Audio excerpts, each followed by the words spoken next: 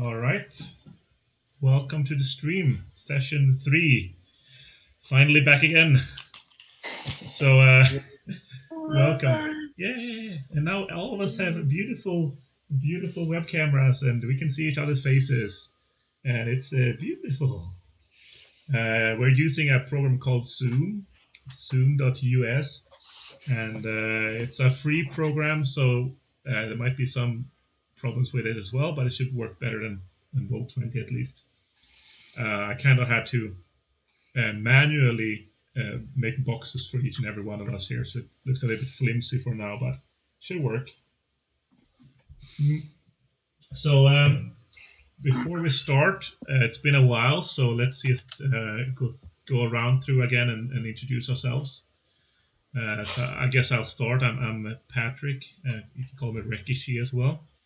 I'm the GM. I'm from Sweden, and I'm excited about Trudvang, so I'm trying to get people into it here, and I guess it kind of worked. We've got 2 groups of players right now. This is the first group here, and then the second group we're supposed to start today, but we had some troubles with people not being able to come, and the time didn't work out. So we're going to start up that next week. And you guys are still welcome to come and join us on Discord. Everything is down. The links are down below here. And come and chat with us, and we're always happy to talk. No more plans about starting another group for myself. 2 is more than enough.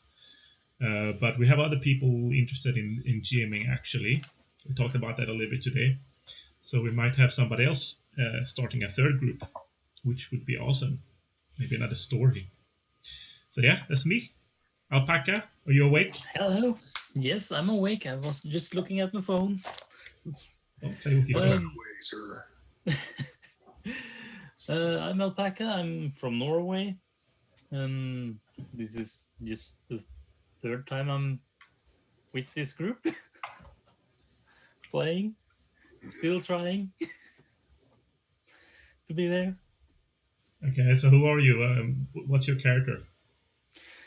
My character is Waldhelm, I think it was called again. You don't even know your name. Yeah, I guess it's been a few weeks. Waldhelm, yeah. It's been a few weeks, I guess. Yeah. I'm a wild folk, just running around, stealing from dead people. Yeah. By the way, if anybody is wondering why my Roll20 is so laggy, it's because I have to turn off a hardware acceleration on my browser to be able to show it in OBS for the stream. So yeah, everything is lagging out a little bit, but it should work at least. So here is Waldhelm, the rogue, right? The rogue. Yeah, I'm a rogue Wittenreaver. Yeah, you have a little bit of Wittenreaver at least as well, huh? Okay, so what happened to you last time? Do you remember? Yeah, I killed a guy in front of me by pure luck. Right, I think he killed himself, didn't he? Yeah. I don't think you'd killed him, actually. No, as I said, with pure luck. Definitely. I killed a person without killing a person. Make it me invincible? Yeah. You just looked at him and he killed himself. Either you're extremely ugly, or you did something else right, I guess. I think he fumbled and cut his arm off or something by mistake. That was actually what happened. I mean, you did soften it up a little bit first, right? So yeah, and that actually saved everybody, because when he died, the rest of them kind of lost their nerve and ran away. So that's pretty good work. Yeah. Okay. Anything you want to say, Alpaca? No, not at the moment. All right, cool. Alpaca is also in charge of the Twitch chat. So if you have anything you want to ask or something, he will take a look there. I also have it up here on my screen, but yeah, easier if you talk with him. I'm actually gonna put my PDF on this screen. Oh, yeah, by the way, in the chat, I am Arne's hair, so people know that. So Right. I'm the same person. Well, I'm called Alpaca, but I'm Arne's hair on Twitch. Just to make things more difficult, right? No, it's actually just to make things like if I'm playing a game and somebody asks, "Who are you?" So I can just use that as an answer. All right, fair enough. All right, Brian, welcome back. Who are you, Brian? Good morning, good evening, good afternoon. I am retired Air Force from New York. I'm currently living in San Antonio, Texas. I am playing the Difer, which is a half elf, half Stormlander, and Jorin Ravenhold of Clan Ravenhold. And yeah, Right. that's pretty much about it. He's a Dimwalker / Ranger. Right. But with a main focus on Dimwalker, right? That is correct. Right, half elf. So you have the pointy ears, right? See, yes. So do you cover that up or anything in this world? Or? No, I'm sure the long black hair of a Stormlander covers it up. Right. But are you? But your family kind of knows the family of Kraltia and Bite as well. Yeah. Where you guys started out on the farm there. Huh? Yeah, because right. As we stated in my character's background, Clan Ravenhold is very loyal to the Jarl, and they maintain lands for him over on the east side of the Copper Woods. Mm-hmm. In the west side of the Copper Woods. Yeah, the west side, and they have a small little hold there, Ravenhold, and they're a clan of like a bunch of brothers and sisters, and Jorin just happens to be the one offspring right now. Apparently, none of the family has been able to have children, so he doesn't have a lot of cousins or whatnot. So are you the oldest one? Yeah. I mean, there's my character's little sister, but those are the only two children out of all of the clan. So he's like kind of like the favorite son / nephew types, whatever. So, right. So my sister was taken back to the Elfin lands because her the mother's clan is matriarchal, so all the girls, when they reach a certain age, need to be presented to the queen. So that's why she's not around. So anyway, right. Well, cool, nice. Welcome back. And it's a little bit interesting because actually your land is in the area of the shield jarl Jorn Entlof in Trollmark Castle in the northwest. That's shield jarl's land. But Kraljan and his family is actually in support of the other shield jarl, the one on the east side of the country. So that's kind of an interesting connection there, that your family that is loyal to the western jarl, Jorn, is also very closely connected with this family that is connected with the eastern jarl, that is Wolfgat, I think his name is. Let me take a look at my paper. His name is Wolfgat. So I mean, that kind of shows also the kind of weird relationships and family bonds in that is going on in Aidland and Stormlands in general, where this kind of family bond and clan bond is more important, and it kind of switches quite easily. So we can see what happens with that later. Awesome. Sigi, are you running away? Hi. Good afternoon, everyone. Or morning, depending on where you are. I think it's morning here. I'm Siggy. I'm from New York, and I am playing Valravn, who is a Dimwalker with a little splash of something else. And she is accompanied by her uncle Dagger. Oh, her uncle. And they're just currently seeing where life takes them. Awesome. So where do you come from? Your character? Me or my character? Your character. My character comes from a set of islands off the coast of somewhere. It's kind of in the west. It's on the western side, near what, Trollmark, was it? It's kind of I think it's closer to Yxa. Yeah. I'm one of the island clans of that area. Actually, we can move the Roll20 to the map. Oh, yes, we can. Let's do this. That would be very helpful. Oh, so my character comes from Forsafjord village in Jotunheim. Right, close to Jotunheim. And her clan is matriarchal as well. Right. There's another village quite close to your village called Manfalan village. Yeah, that's of importance. I see, okay. So Jotunheim is actually quite interesting. That road that goes from Stigor to Trollmark is actually not that straight at all. It kind of goes back and forth, because there's massive hills here, and all the hills are littered with these big boulders that are very smooth and rounded, and the people say that this is remnants from a massive battle between giants thousands of years ago, and it's quite difficult to terrain. So you can kind of follow the path, but it goes like back and forth, and if you want to take a shortcut there, it would be quite difficult. So yeah, that's where Siggy is from, I guess. Or Siggy's character, anyway. All right, nice, welcome. And we have Elendil. Finally, we can see your beautiful face. Something like that. Yeah. So you got a camera for us, huh? Yes, I did.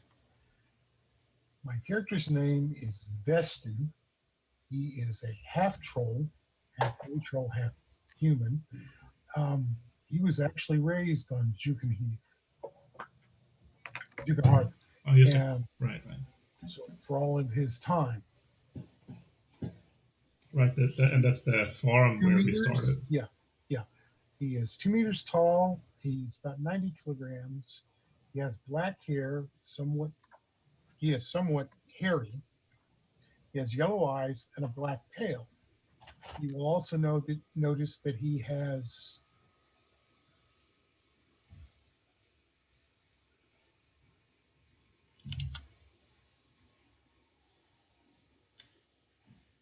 he doesn't have his hen with him, but you would have all met her, Agda, on the farm. And it became fairly apparent that Vestin is not the brightest person on the farm. He would actually believe that Agda's reaction to your character would have been more important than his own. And you had some accidents on the farm as well, huh? Yes. He does have better than average night vision, but not great visual acuity. Mm-hmm. So you have heard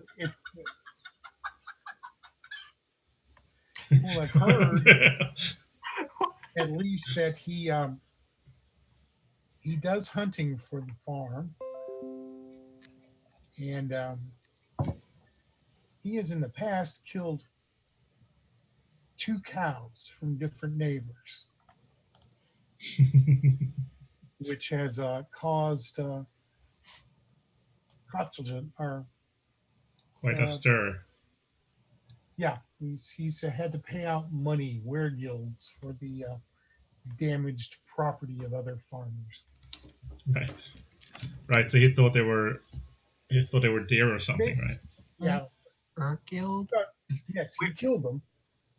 He basically hunted them down and killed them. At least one of these incidents happened during the time you all were working there as well, taking care of the harvest. You heard about this, about Vestain actually going out to hunt in the evening, and it turned dark, and you all kind of know that he has a very good dark vision, but he doesn't seem to be able to really distinguish between stuff in the darkness, even though he can see kind of, but he can't really distinguish between stuff. And he actually came back after killing one of the neighbor's cows instead of a deer that he thought it was. So we can all assume that he was put on this mission to get rid of him. You might think so, but I mean, he seemed to be quite close with the farm master there, Trudvang Bite. He's kind of Vestein's. He was just standing by a tree. Oh, it's a deer.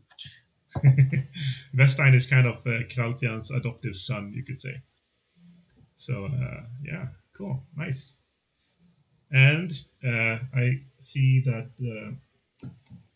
our pictures. Okay, so like I said, we're using this new program called Zoom.us, and sometimes the pictures move around for some reason in this program. So I need to kind of move us back. Flynn and Brian changed places for some reason. So yeah, I'm gonna have to do that once in a while.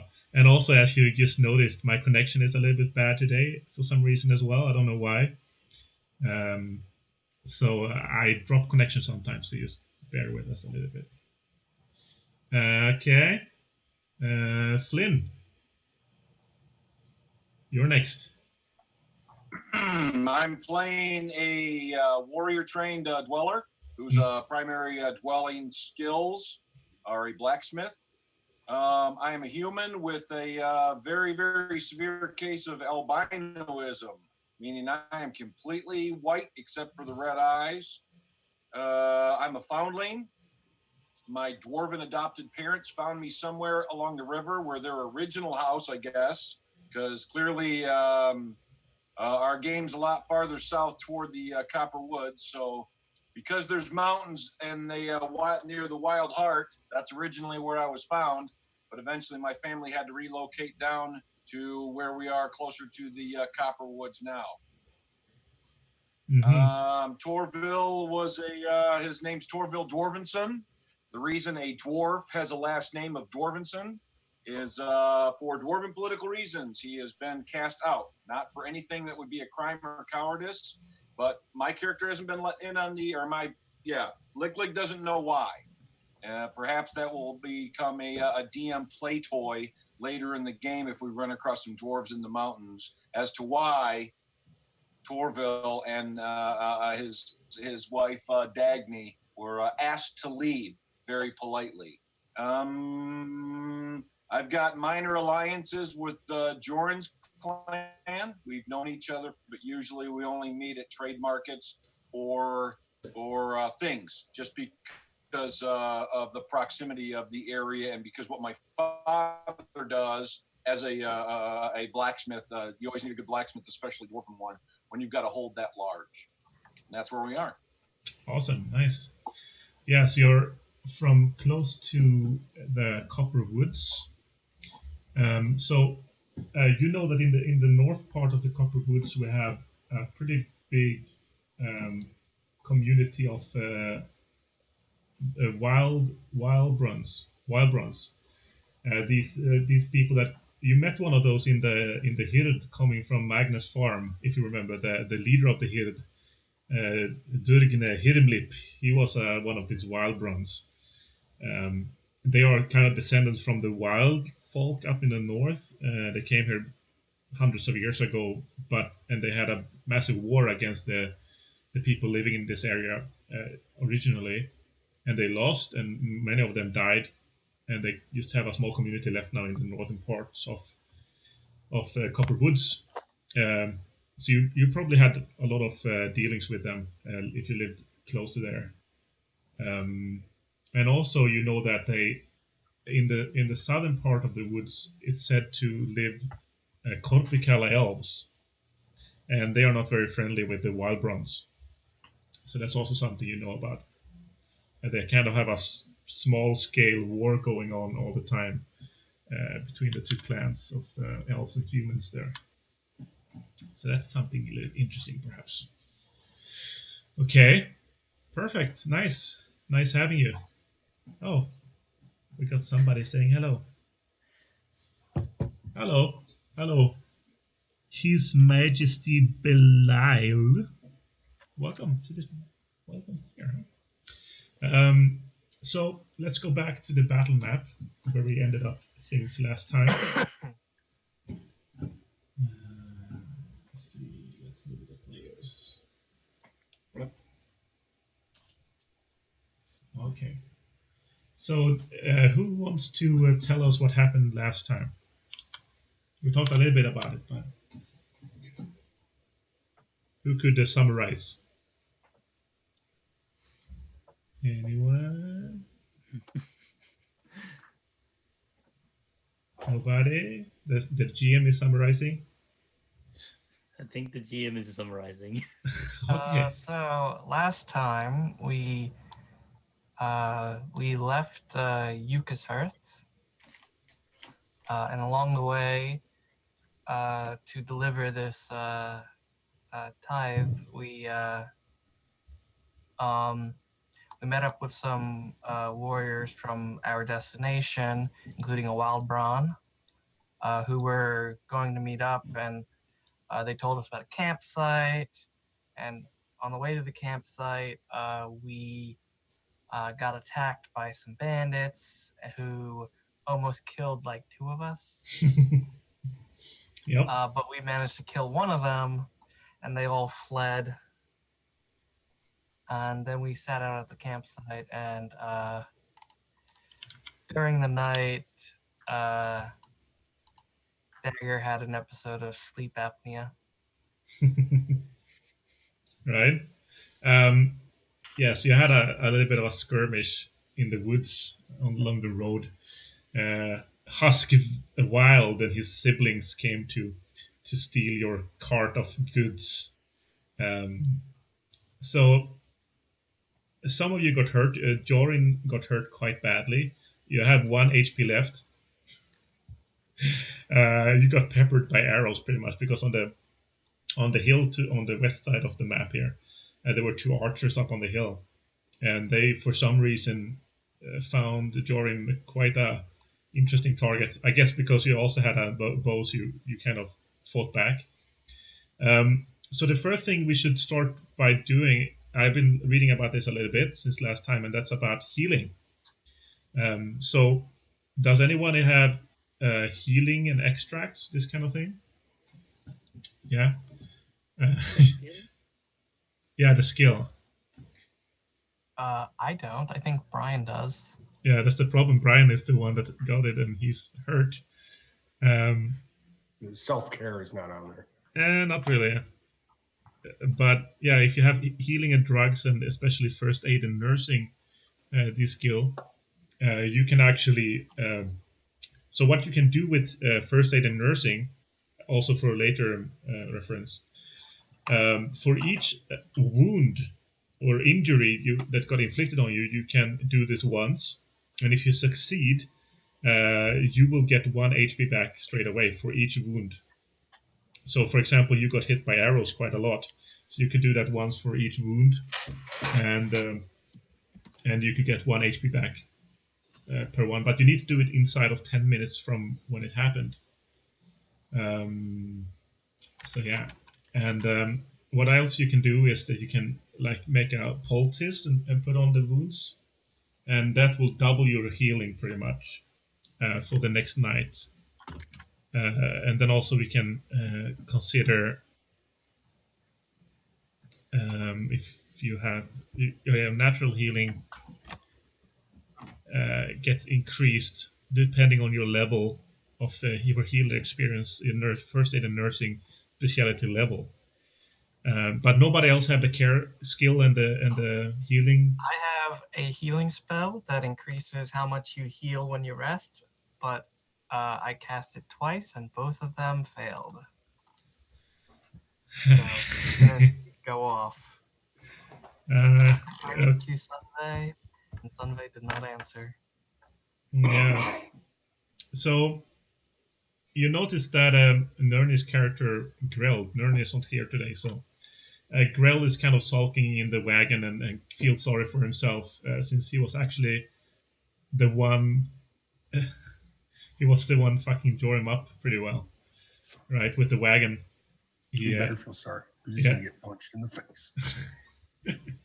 Yeah, so last time Nerni's character, Nerni's not here today, Grell, let's see here, Grell is, he's a dwarf. So the dwarf, he hid most of the fight, right, underneath the wagon. And then when he finally got his nerve back, he jumped up on the wagon and he made the horses start galloping straight ahead. And of course, in front of them were Jorin, and he got trampled. And but he managed to trample some enemies as well, but not really that helpful, I guess. Interesting, funny though, but yeah. But you guys feel like you probably should hurry up and get to the farm to get some help, because you're in a bad way right now. So let's go through statuses first a little bit. So Jorin is on 1 HP. What about the rest of you? I only lost 1 HP. Right. Dagger took a little bit of damage, like 7 points. Right. What did we say about healing for Dagger? I don't remember. Either we said he didn't, or we said he healed normally, or maybe it didn't matter so much. Healed normally.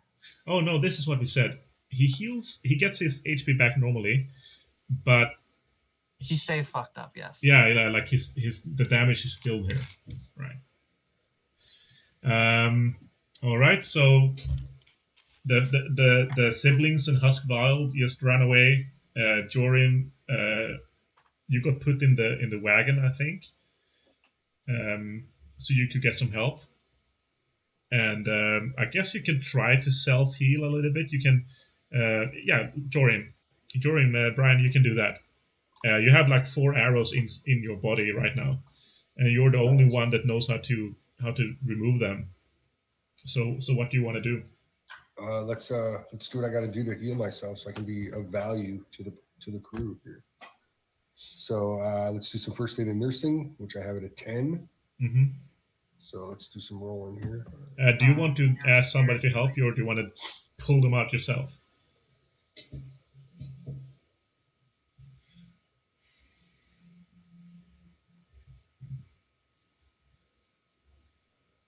There was my connection down again, by the way. My connection got fucked up a little bit. How far are they in? Are they like through and through, or points in? I mean, they did quite a lot of damage. They hit you most from the left side. So maybe, do you have any armor at all? That's something. Hold on. No. Yeah. So they're exactly. Mostly like in your left shoulder. They didn't go too deep, but maybe some of them didn't even stick.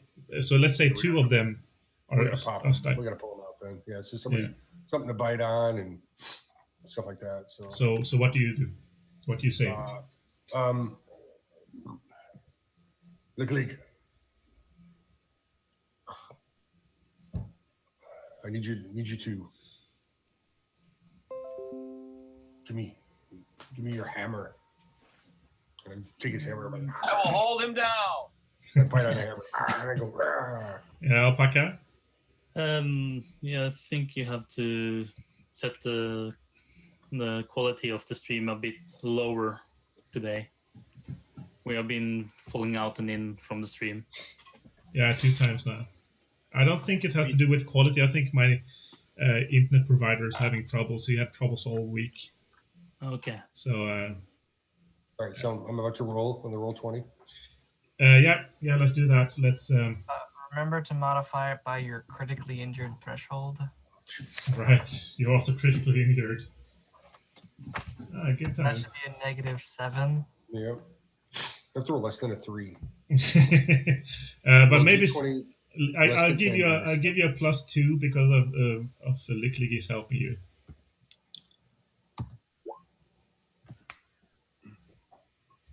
Nope. That's for the first arrow. Mm-hmm. I don't know if I got hurt more, but in that one. Oh, come on. No 20s. No 20s. You don't want to deal yourself more damage.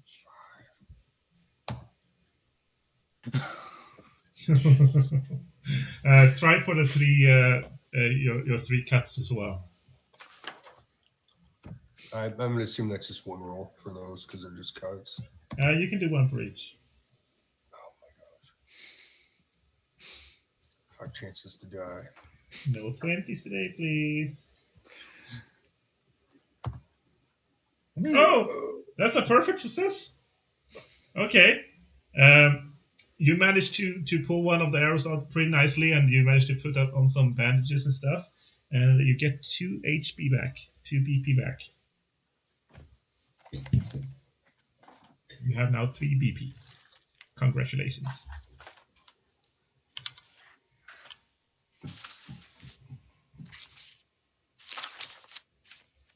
Yay. And you have one more cut. Alright, pretty close, pretty close. At least you got some BP left. Okay, so Jorin is quite hurt. He got some help from Lycklig, pulled out the arrows and put bandages on, so he's not bleeding anymore. And he looks a little bit better, but he's quite critical. Oh, people moved around again. It seemed like Flynn and Brian's pictures are changing places. I just turned my video off, so yeah, that's why it moved, I think. that's the common factor. Oh, so you're the problem, Brian. What can you do? Okay, so yep. What do you do next? So after that, we made camp, stayed the night. And, Well, you just broke camp like a few hours ago. Okay. So this is the middle of the day. So you don't have far. I mean, We're supposed to make it to the farm by the end of the day. yeah, that's what you think. You should be able to get to the farm by the end of the day. The one bandit that we killed, we put his head in a bag. Okay, you put his head in a bag. In traditional Viking fashion, we may have taken his shirt or his cape or whatever, but why bring the whole body back when everybody knows what the face looks like? So we will throw his head in a bag, and we heard at least one of them say cousin or brother. All we got to do now is find guilt through association. Okay, sure. So we throw it in a bag, tie it up like a dice bag, and hang it from the back of the wagon. Some people Like are a gonna just married. Well, you know, not dragging, just hanging. some people are gonna get eagle winged. Blood eagle.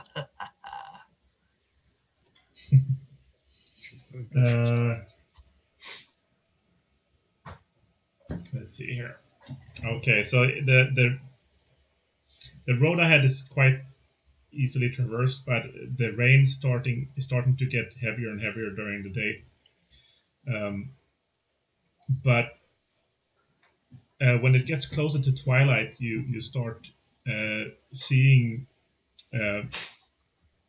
you start seeing more and more farms around, and you see like pillars of smoke in the distance behind hills and stuff.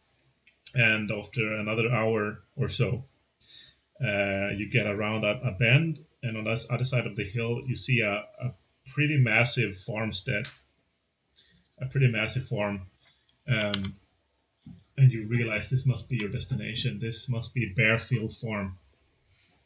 So around the farm is like a pretty low wooden palisade, pretty simple, but much better than anything you saw at Yukashearth. There's big fields on the sides, and further to the north, it seems to be there seems to be the beginning of a wood north of the farm. You see some people moving around on the fields. They seem to be quite busy. They don't seem to be doing any work. They just seem to be walking around and looking around. And when you get closer to the entrance in the palisade, you see that there's full activity inside in the farm. People are running around, looking into buildings and shouting, and they seem quite stressed. You see both thralls and farmhands running around. So you're standing outside of the gates. What do you guys want to do? I'll keep relaxing in the cart. Yeah, good call. Are the people running around, do they have like weapons drawn or anything? I mean, trolls are not allowed to have any weapons. And the people that are not thralls don't seem to have weapons either. They just seem quite... they are apparently searching. Yeah, they seem to be searching for something. That's right. Any colors? Any flags or?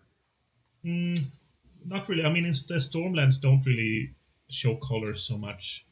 It's not like in Westmark where people have the noble houses and stuff. But you know that this is at least Vestine has been here before. So this is Barefield. Actually, if you... Yeah? Can we check the gate is open? The gate is open. You can see through it. Okay. And it's not really a gate. It's just a wooden palisade. So that you're guessing they probably put some kind of lean-to or something against it if they need to cover it. But it doesn't seem to have any permanent gate function or anything like that. Pretty simple. So you guys enter the palisade, I guess? Yep. Into the fray. Yes. So pretty soon after you guys enter, you see all these people running around like headless chicken, pretty much in and out. They seem to be shouting something, some name or something. You can't really tell. When you enter the farm, there's like two big longhouses you can see in front of you. And actually, I have a map for us. It's not the best, but maybe it can give us an idea. Here. Okay, look. So ignore the right part there. You don't have a lake or anything. But yeah, there's two big long houses, a few outhouses where the trolls probably live, and yeah, there's people running in and out of these outhouses. And when you get into the actual farm on the kind of square with the well, you're coming from the south here, right? A dirty-looking little man runs up to you guys with a question on his face. And he kind of stops you and asks, "What do you guys want? Who are you?" Okay. Since I've been here before, do I recognize him? It's one of the thralls. You don't really know who it is. You think his name starts with a D or something, but you can't really remember more than that. Dave. So. Tell your master we are here with the tribute from Jackenheath. Vestaine, Master Vestaine. Okay, of course. Just wait here, please. And he runs away again. I will prop my elbow up on my hammer and wait. Mm-hmm.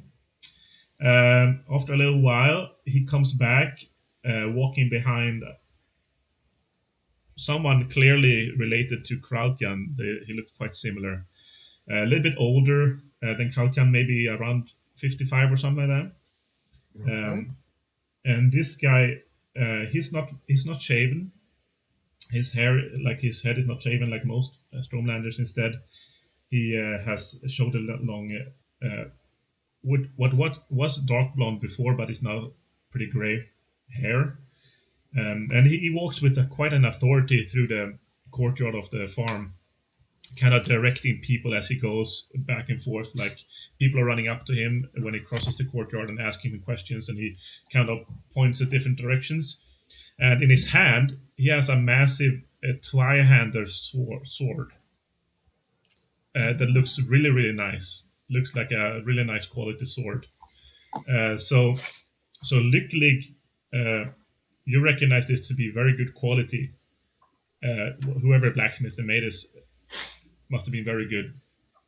And this is something written on it, but you can't really tell. Runes? Yeah, it seemed to be runes. It seems to be dwarven made, actually. Okay, dwarven runes then. All right. Yeah. So if you know Futark, the dwarven language, and you can read, do you know Lycklig? He should. He was raised by dwarves. Can you read? My first language is dwarven. I speak dwarven flawlessly. Right. Runes read, of though? protection. I may not be able to read the language. Like if you were to write a note or something, I might not be able to read that. But certain runes of protection I've seen because, I don't know what my mother used to do, but she had a relationship with Jorin's mom. They kind of have that same thing going on with superstitious wind walker. What's the tree tell me? Tree hugger kind of thing.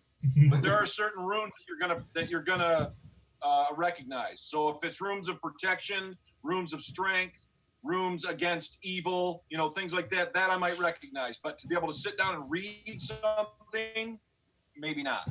Right. So you pretty much just recognize that it's dwarven. You think that it might be a name. It doesn't have any runes of protection or anything like that. It's just like it might be the name of the sword. It's not. Volvang? It's not super common in the Stormlands to name your weapons if they're not like family heirlooms or something. In Midland, it's quite common to name your weapons, but not so much in Stormlands. What kind of weapon is it? Is it a sword, hammer? Two-handed sword, a big two-handed sword, a very nice quality one. A Twaysvärd, as it's called in this game. So he approaches you and look you up and down and say, "What's your business?" He says with a authoritarian voice, and looks at you guys. We are delivering the tribute from Jogenheath. Oh, you're coming from Yugashearth. I understand, my cousin. But I don't have time for this now. By the blackmail of Storme, these trolls took my daughter. You need to help me. You guys look pretty. You look pretty well traveled. Pretty injured. Pretty injured. I don't have time for mere goods right now. I need somebody to help me find my daughter. You look capable enough. Do you have? Is it possible you can help me? I sent all my hird already to the thing. Of course. There's nobody here to help me. We gotta do the thing. I'll give you 100 silver if you do it. If you can find my daughter, I'll give you 100 silver. Whatever it takes. You got some healing poultices or potions for me over here? Oh, I see one of your members is hurt. Take him into the longhouse, and I asked my wife to take care of him. Flynn? I'm hurt also. I'm seriously injured. Oh, really? You too? I see two of you. Yes, I was at 18. Yeah. And he sends for some of his thralls to take you into the longhouse to get some proper treatment. Yeah. Happy to help, but I need some myself. Does any of you know how to track? I have tracking. Yes, I do. So after he comes down a little bit, he tells you guys that he sent his entire hird already to the thing. You met them on the way, right? Yep. And he doesn't have anybody that can help him to find his daughter. It seems like he believes some trolls took his daughter.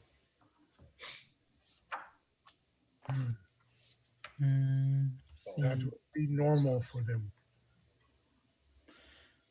I have level 1 in tracking. Well, that's what I got too. So Yeah, I'm like 7.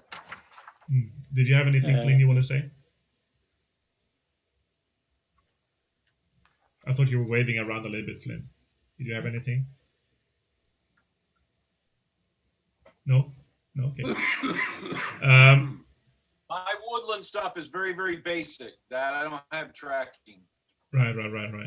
So the thralls kind of carries Brian and Flynn as character into the first longhouse here, and you're kind of out of it. You've kind of been going in and out of consciousness on the way here, and you can barely tell that you are moved. You kind of just wakes up a little bit, and you see a big hall with places to put shields on the walls, all made of wood, and there's a massive hearth in the middle, and there's a lot of benches and tables, and they seem to been eating not too long ago, but it seemed like they just left all the food lying around, like they just left in a hurry pretty much.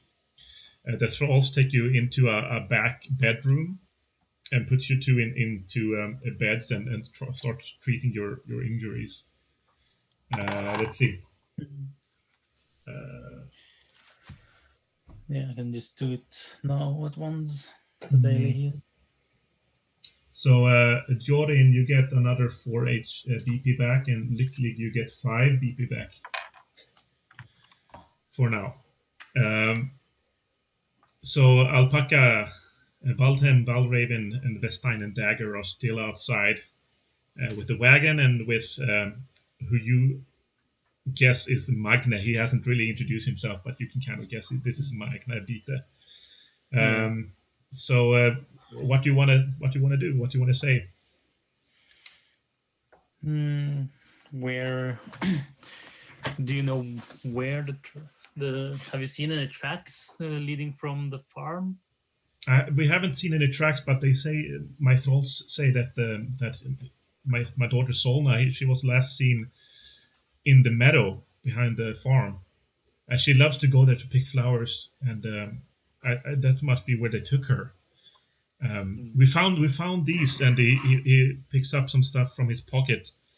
It seems to be some beads, some kind of glass beads or something. Let's see here. Yeah, like a few glass beads on a string of sinew. And he said, I found these by the dung pile. And there must be trolls. Only trolls would wear something like this. And he kind of holds it to you guys, and you can see there are like 3 or 4 glass beads on a string of sinew. Not nice looking at all. You reckon that it might be something that trolls might wear. As you were talking about this, another thrall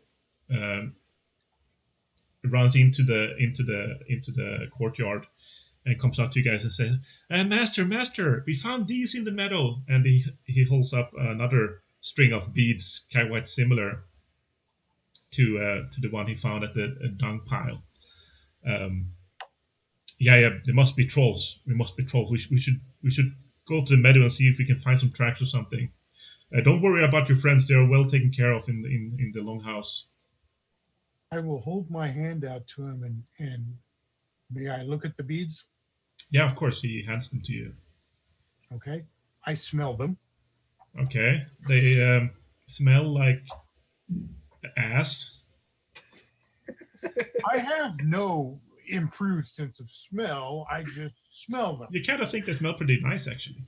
They're those kind of beads. I didn't even think about that. That's what I was thinking too. Oh, this I'm not going to go there. suddenly didn't stay child friendly. This stream. Quick question. Yeah. Question. Yeah. He's saying that these trolls wear these beads, right? Are these beads a form of identification, like a kilt would be? Are they clan related? Do they have rank? Do they have privilege? Or are they just baubles for prettiness? Do you know anything about trolls? Do you have monster I don't. lore? I'm asking you. Yeah. I have race knowledge 6. Sex. So can I roll Like for the that? day? Yeah, if you have race knowledge monster lore, you can roll for it. I don't have monster lore. Yeah, but race knowledge is enough. So can I roll for it? Yeah, sure, of course. That is a fail. Okay. So, I mean, it's quite common knowledge that trolls like this kind of trinkets, and Lycklig, you think that this might just be a trinket. It doesn't have any really specific meaning or anything like that. But it could definitely be trolls. I mean, you don't really know who else would wear these and like actually want to wear these ugly beads of glass. So you guys follow Magne to the field and the meadow. It's a beautiful meadow full of flowers, just at the edge of the forest. Actually, I got a picture for that too. Let's go to the meadow. Ooh. Beautiful, huh? Yeah, so it's a meadow. A lot of tall trees and nice grass, and it's a beautiful. It looks like a place that a little girl could enjoy. And you see there's some trolls standing in the middle of it there. How little? How old are we talking about here? You want to ask Magne? Please. Okay. So. Visual description. What she look like? Watching. Yeah, my daughter is only 10. She's my only daughter. I have 12 sons, but she's my only daughter. She's my little princess. Her name is Solna. Sola is her name. She has beautiful blonde golden hair down to her knees, and she's just getting more and more beautiful every day. And I have so many suitors coming here even now. She's only 10, but she's a true beauty. She's gonna be quite valuable to us for making family connections in the future, I'm sure. Yeah, Alpaca? I would roll for perception to see if something is out of the ordinary around down here at the meadow. Sure, go for it. 1d12, no, 20, right? Yeah. If you have like finding, okay, that's a perfect roll. I guess you don't even need it. Okay, Alpaca. So in the middle of where all the trolls are standing around in the middle, there's some sign of struggle. You see a lot of big footprints, much bigger than a human's, and you can clearly tell that these are troll tracks. You think there might be 2 or 3 or maybe 4 trolls. And they seem to be heading in to the north, into the woods. Would it be possible to try to identify what kind of troll? You can try if you have the monster lore, of course. Yeah. I don't have monster lore, but I have. Yeah, you have the. Yeah, that's okay. Yeah, sure, go for it. Try it. I should probably take that next. Yeah, who knows? Might be useful. It was.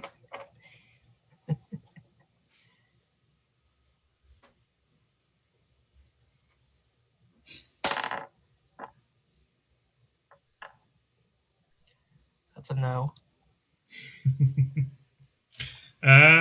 No, I mean, you can't even really tell what kind of animal it is or what kind of humanoid it is. It would be if Waldhelm told you, since he knows not that it must be trolls. But you see that they're quite big, much bigger than the humans. That's pretty much all. Are they barefoot or wearing shoes? Barefoot. Definitely barefoot. When we tell if they actually have the girl with them right now? Like you said, you see some signs of struggle, and then you see you see them walking away, and there's no sign of struggle anymore. So that's all you know. When you guys approach the middle of the field with the trolls, they come running to their master, and all of them start talking at the same time, blah, blah, blah, blah, blah, blah, and you can't really tell what anybody's saying, and And Magne kind of just says, "Everybody, shut up, one at a time." You see the thrall that greeted you in the beginning, and Magne turns to him and say, "Dirt, what's going on here?" And he kind of says the same as Waldhelm realized himself, that it seemed to be 3 to 4 big creatures, probably trolls, and their tracks are leading to the north. And yeah, they don't know.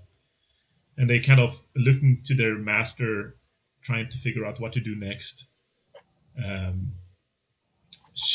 Before we continue, should we take a little break? I see Brian is not here. We can refill some drinks. What do you guys say? Yeah, sounds good. Okay, Sounds good. yeah, let's take a few minutes break and refill some drinks. Go to the toilet and stuff, and I'll just turn on the break screen here. Okay, so let's take 5 minutes. See you soon.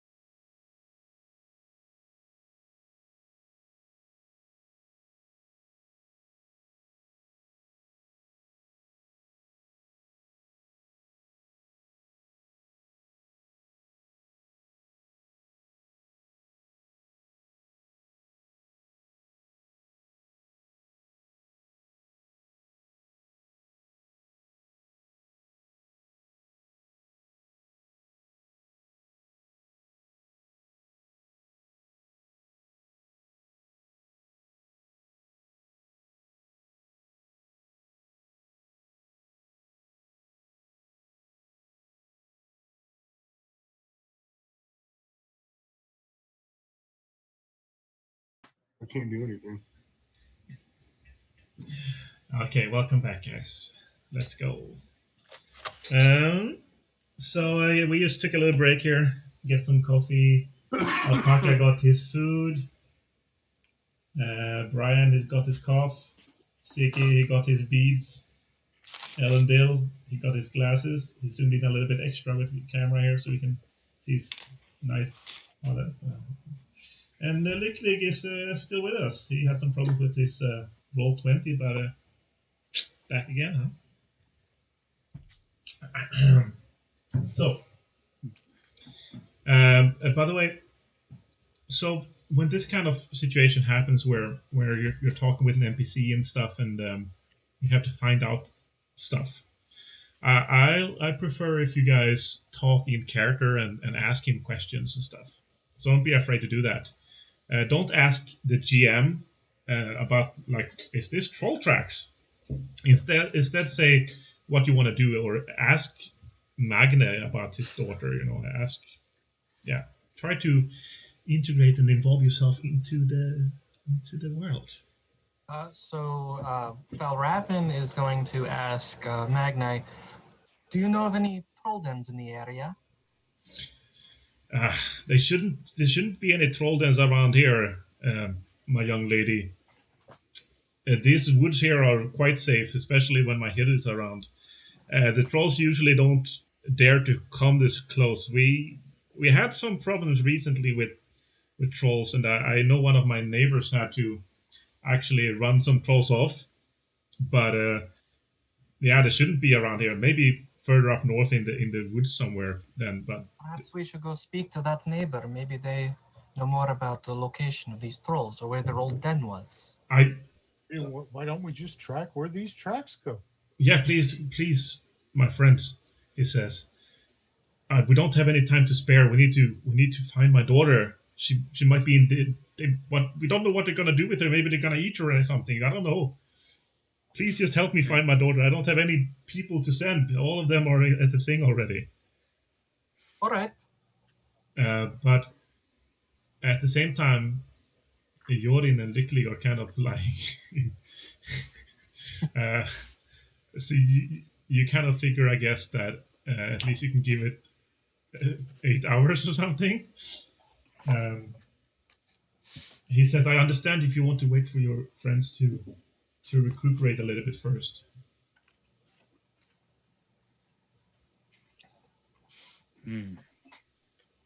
I would like to...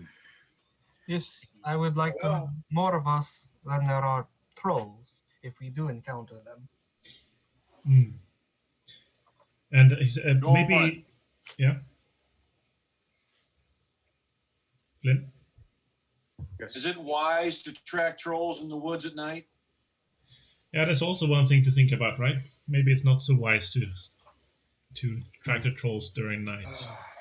Who knows what they could do? Because there are often things in the woods at night even more dangerous than trolls. That's true. But then again, would be even more dangerous for a 10-year-old girl then. I would expect that the trolls have taken her. As long as she is with them, she is safe from other dangers. But the trolls, I do not guarantee what they wish of her. Yeah, I'd like to say that as he sips on some tea that he's been given to help heal.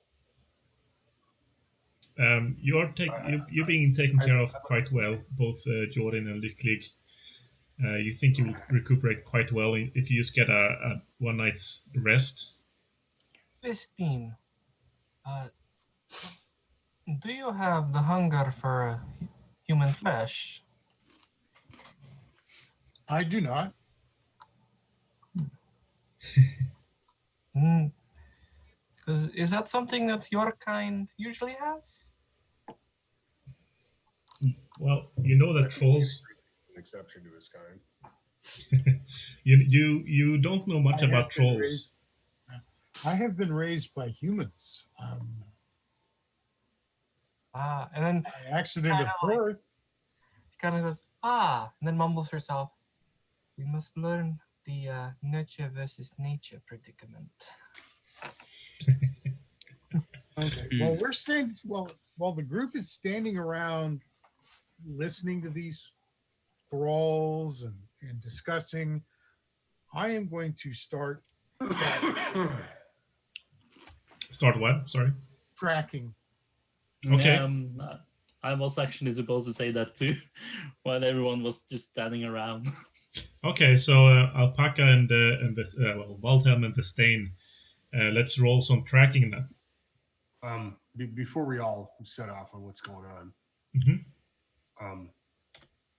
Lycklig and I are injured, as you know. Yes, and it's also nighttime. I would suggest that we not split up as much as we need to. Do some quick reconnaissance, tracking, and then come back and report back. Maybe Uncle Dagger can go with them. Yes, Dagger is going with Vestine and Valravn. Yeah, so you three go, and then Siggy, Lycklig, and I will stay back here. And Dagger's instructions are to stay with Waldhelm, keeping a lookout for anything living, and we'll point out to him, and then follow. I guess if he enters combat, he's going to enter combat. Okay, sure. And then I have a question. Yeah. What care are we undergoing right now, Lycklig and Jorin? They cleaned out your wounds. They put new bandages on and some kind of poultice, and they seem to be administering some kind of potion right now. And this is something that's not going to take effect until tomorrow morning. That's what you guess. How would spending Raud expedite that process? It wouldn't help much. I think it wouldn't be worth wasting a roll on that. I should have used it when I was making those rolls, huh? Yeah, but you were not here, right? You had to leave early last time. Oh no, I mean today, making the rolls to heal myself. Oh yeah. Yeah, plus I missed the card. Yeah. It's okay. Don't worry about it. I mean, this is just a starting adventure. I will let you guys be part of it. Don't worry about it too much. Okay, so Alpaca and Waldhelm and Vestain and Dagger starts tracking slowly towards the north. It's still drizzling a little bit, and you don't think it's a big chance that the tracks will be like go away because of the rain at this point. But if it picks up, it could be in danger of washing away the tracks. Yeah. But anyway, so Magne turns to Valravn and says, "So does it mean that you have accepted the mission? Will you help me save my daughter?"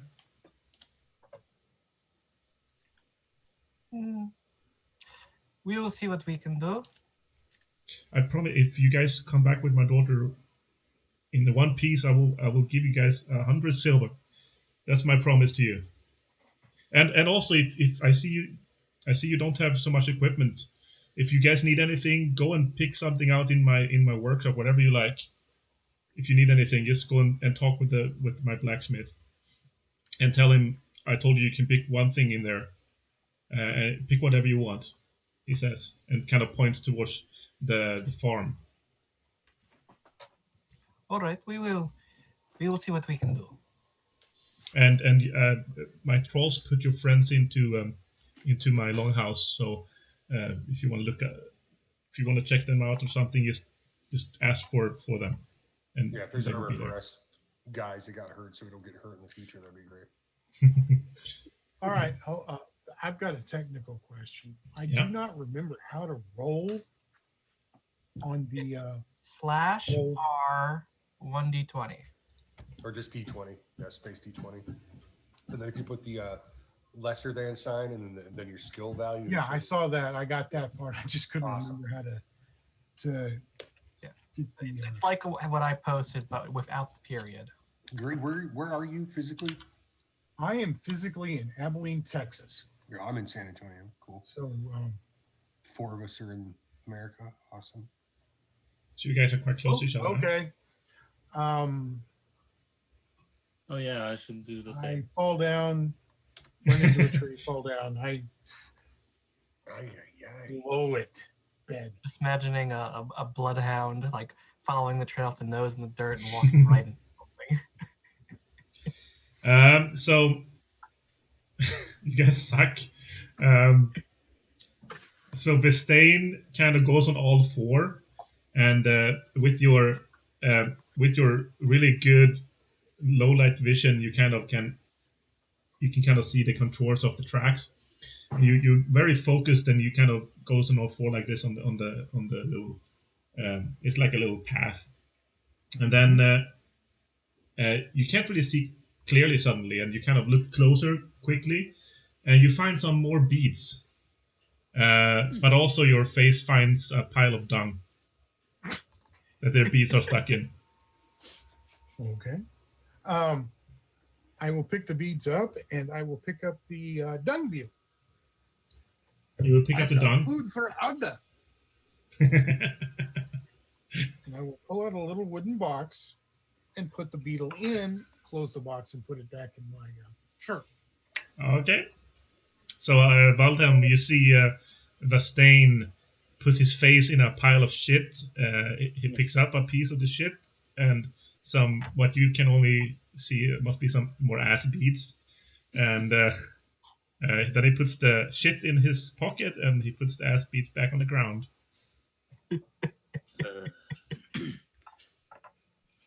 Is that normal for trolls? I thought to myself. Dagger's just standing there, not judging at all. I mean, Waldhelm, as a wild folk, you had some run-ins with trolls before, since both wild folks and trolls, you both worship, you both follow the religion Hamiges, which is like a kind of a dark religion, kind of like a lot of blot and kind of like Stormlandish religions, but even worse. Yeah, I actually don't think I'm following any religion. Yeah, maybe not you specifically, but the wild folks do. Yeah.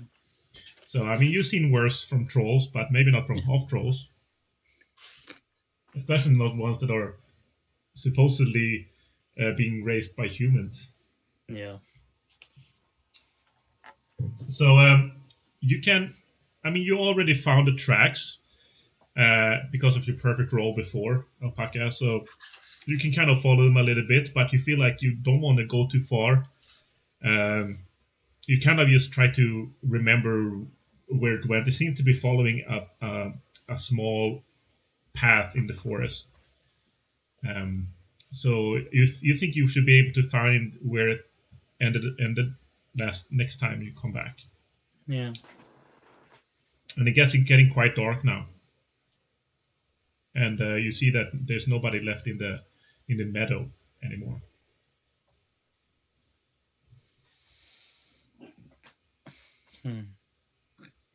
Dagger is keeping an eye out for living things. Yeah. So suddenly, when you're walking back towards the meadow, a Dagger stops.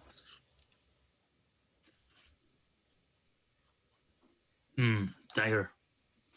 What are you doing? I will be wiping my face off. A Dagger points to the bush. Perfect roll on his looking for things. Oh, okay, perfect roll. Yeah. Dagger, he turns 90 degrees and like points like a seeking dog, you know, but with his finger instead. I said, in the bush. I mean, he doesn't talk. Oh, he then stuck. He like and points to the bush. You kind of recognize that he might think there's something in there. I will try to shout out. Who is out there? Who is in the bush? You shout Who's it there? out. Yeah. Okay. As you shout this out, some kind of small critter runs out of the bush. And you see that Dagger's finger is following the critter like this until it kind of get out of his range. And then it stops.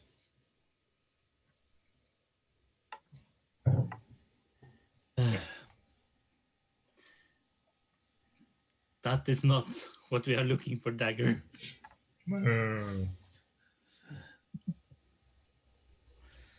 on, guys. Then he points at you. Then he points at Vestain. Then he points at you again. And then points at Vestain. And then he starts doing this back and forth, faster and faster. Like this. I will try and follow where this little creature went. You want to track the little critter? Sure, why not? You think that would be quite impossible because he has disappeared in the undergrowth, pretty much. Yeah. I'm just still standing there, holding my head. Just, why? You make your way back to the meadow. Like I said, there's nobody left there. You reckon that they probably went back to the farm to check on Jorin and Lycklig. So, Valravn, what is Valravn doing? Checking out the workshop. All right, you come to the workshop. There's a gruffy blacksmith standing there, and he said, "Oh, why are you not out looking for the master's daughter? Who are you? Are you a thrall?" I'm Valravn. We have been hired to help search, but it is not wise to do so at night. And Magne has given us permission to each take an object from here that we need in order to help with our search. Well, we don't have much stuff in store right now, and most of our equipment went with the herd. I could make something on if you want to have something made, I can make it for you, but it will take a few days. If you want something right now, this is what I have, and he kind of points behind him. There's like barrels with spears in them, and there's like stuff hanging on the wall. Is there something specific you're looking for?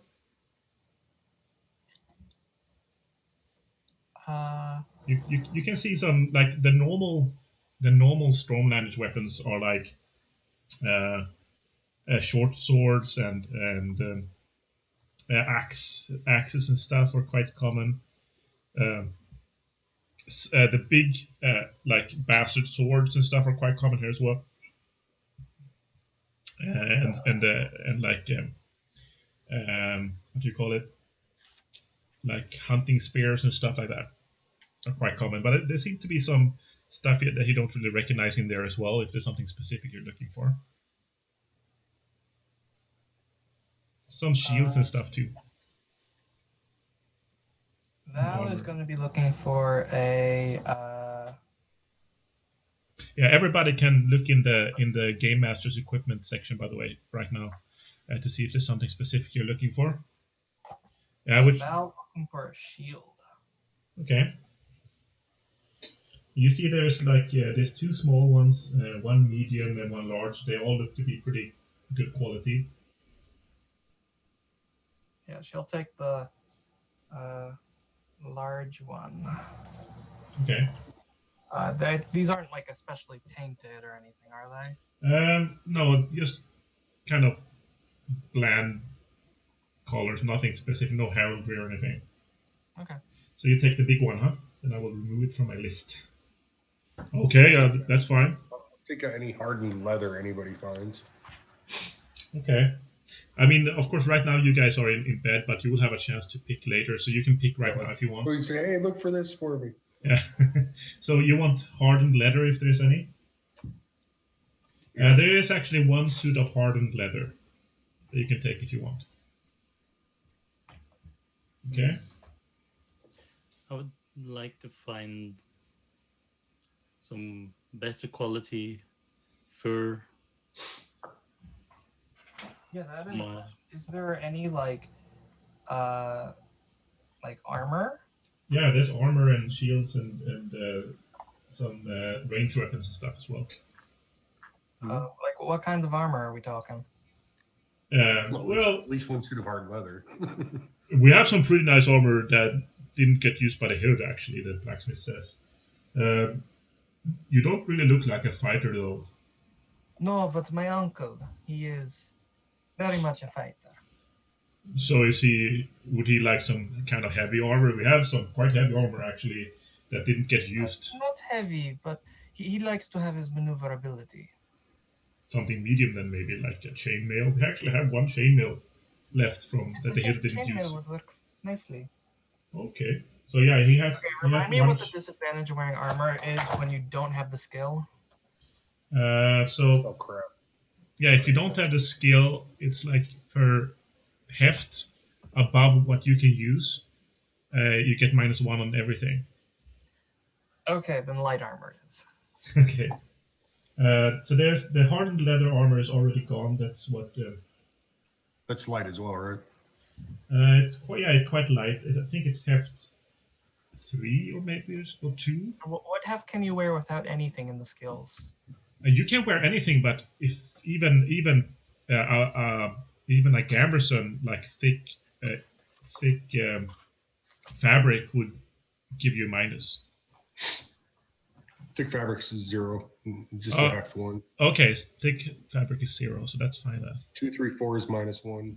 5, 6, 7 -2. 8 and 9 -3, and 10 is -4. Perfect, thank you. And those are the same, almost the same for initiative modifier. Right, and also the quality makes a difference, of course. Good. Yeah, I have it on the page here as well. So yeah, like you need to consider if you don't have any skill in it. Oh yeah. Yeah, there's a table here somewhere, right? All right. Yeah, if without speciality you can wear heft 1. If you have level 1, you can wear heft 2. Level 2, heft 4. I'm gonna pick out some thick fabric because you need some new clothes anyway. Okay. There's one normal. What's that skill under? Sorry. Where's that battle skill? experience, fighting. Right. Battle experience. First one under battle experience is armor bearer. Oh, okay. Yeah, Thanks. and you can also use the one in agility called ironclad to remove heft from your armor. So the armor bearer will let you wear 2 levels of heft per level, and the ironclad in the agility that will remove 1 heft per level. All right, we'll have to do.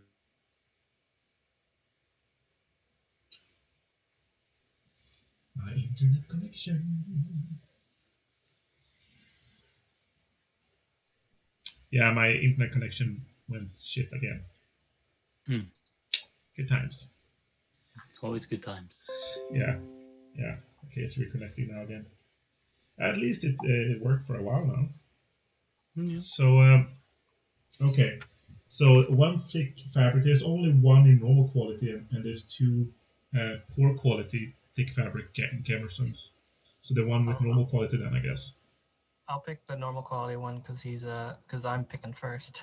Right. Okay.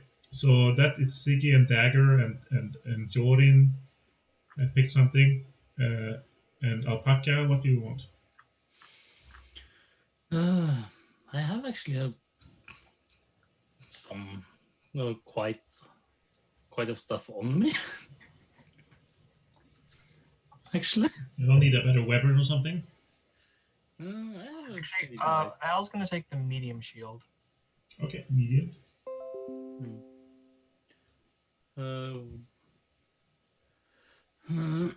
I actually wanted the better armor. Okay. Or better quality in armor. What kind of armor do you have? Fur leather. Or actually I have fur armor. Yeah, there's a few. There's no better quality fur. What quality do you have? Normal or poor? Okay, there's some normal quality fur armor. And there's a chainmail. There's also a scale reinforced chainmail. And actually there's a banded armor as well, which is quite rare in this area. But I guess you got lucky when the GM rolled what you could find. How much better is how much lighter is chainmail and reinforced chainmail? Let's see. The So the one that you have right now is heft 2. The metal reinforced, the chainmail is heft 5. The scale reinforced chainmail is heft 6. Oof. So that is much more heavier than I actually have. Right. Is there anything else? Do you have, sir, inside of here? I have all kinds of stuff, he says. What, are you looking for a weapon? We have light weapons, heavy weapons, two-handed weapons. No. We have distance, ranged weapons, all kinds of stuff. Got some arrows. I'm looking for something light armor.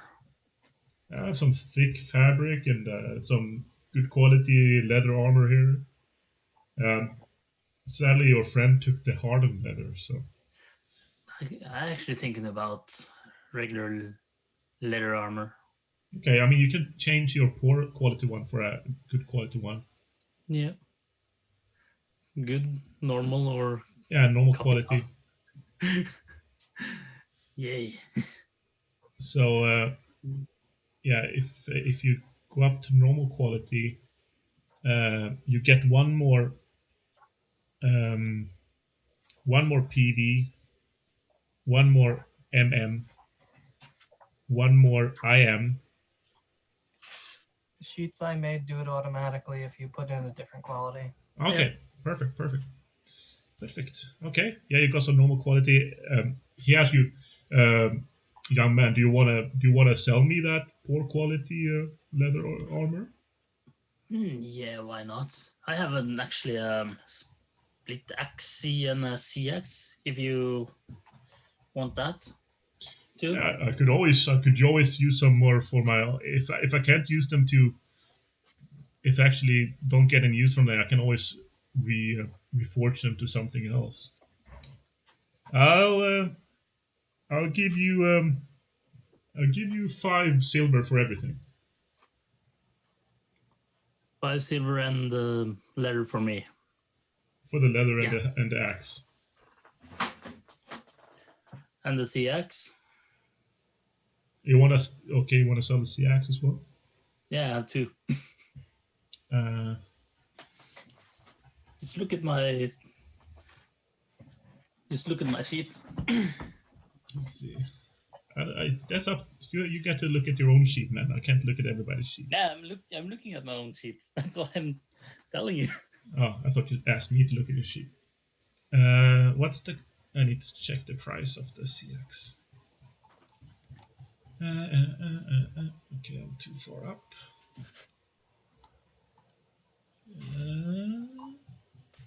CX. Here. Okay, so I'll give you another silver for the CX. Total of 4 silver. That's a deal. Okay, and he takes one of his like scissors thingies, and he cuts off a piece of his armband, and gives you a piece of silver, worth 4 silver. 4 silver. Mm-hmm. Not 5, as we was talking about. No, 4. Okay. No CX. And split taxi. Okay. Yeah, okay. If you guys want to buy something, you're welcome to buy something extra. So Vestain, what does Vestain want? What kind of stuff? I need armor, but I do not think you have anything in my size. He said, I can always modify it. I can modify it until tomorrow for you if you want. All right.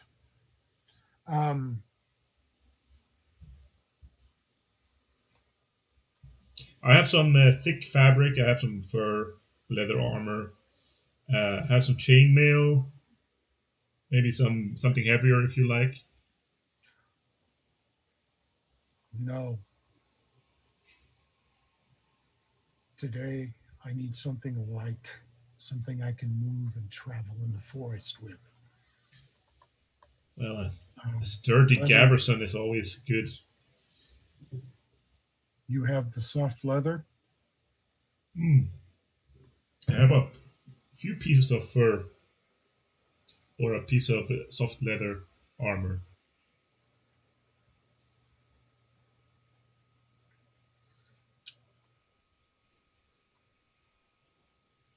We will go with the soft leather armor. And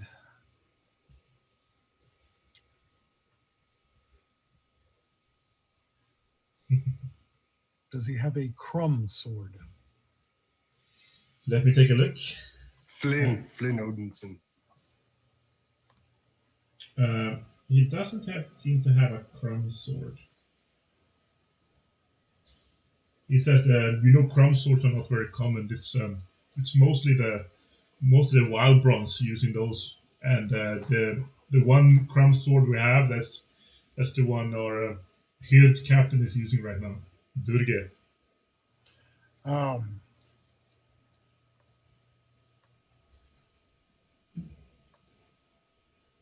So do you want one of those leather armors? Yes, I do. So that's a fur and leather armor and normal quality. Let's continue. You can think about it a little bit, Elendil, and let's continue with Lycklig, so Flynn doesn't fall asleep here. So what kind of stuff is Lycklig looking for, Flynn?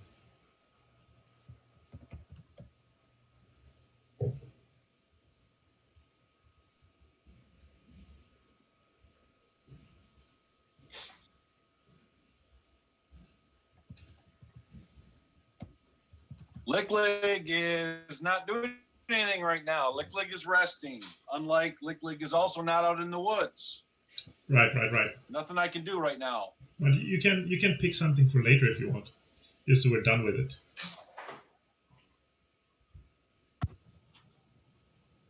Just take a look at the equipment there. If you don't know what kind of stuff you'd like maybe to... Maybe a spear. Okay. If we're going to go hunting trolls, maybe a very large spear. What do you want, a light spear or a heavy spear, or what kind of spear? You seem to have quite a lot of spears, actually. A 10-foot pole for a 10-foot troll.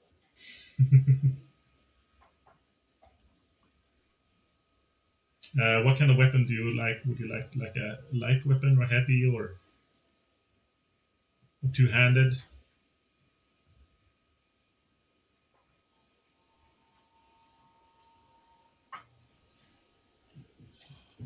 I go with a what is it? A medium?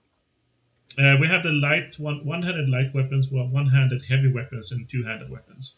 So for he has like a little spewt. Well, actually, he doesn't have a little spewt, but he have one-handed heavy spewt. He has the staff spewt. The staff spewt, which is like a hunting spear. That's a one-handed heavy weapon, and then you have the two-handed. You actually have the braid spewt and the normal spewt.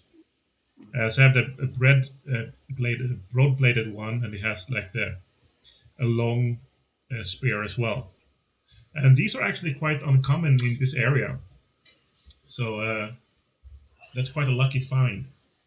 And it looks like that a broad-bladed spear. One of them looks like to be really, really good quality. Yeah, that one sounds good. Sounds like it's good for killing trolls. He said, "Oh, you're a lucky one. You have a good eye, Master Blacksmith." I guess he kind of realized that you were in the same trade after you finding this gem in his collection. So this is a braid spewt. Capital quality.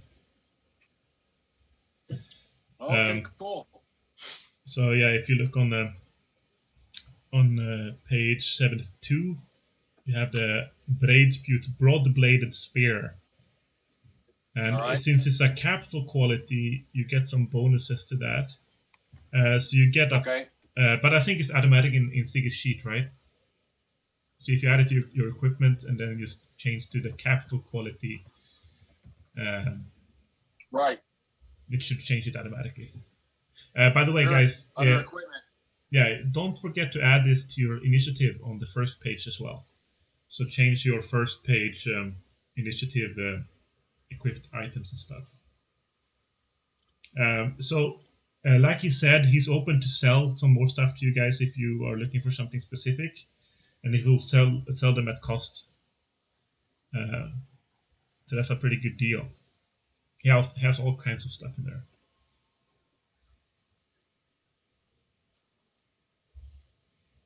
So, Alpaca, are you looking to buy something else?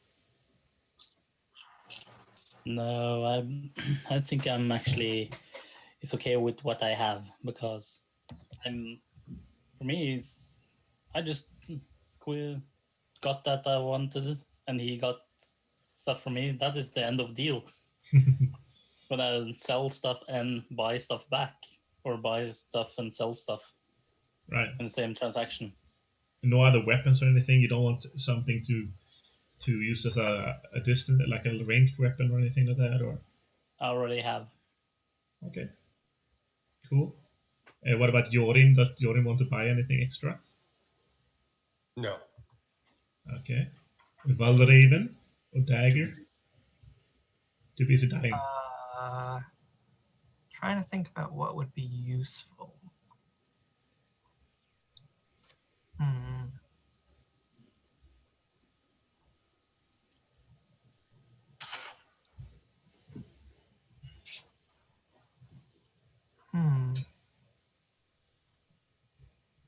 Doesn't have any jewelry, does he?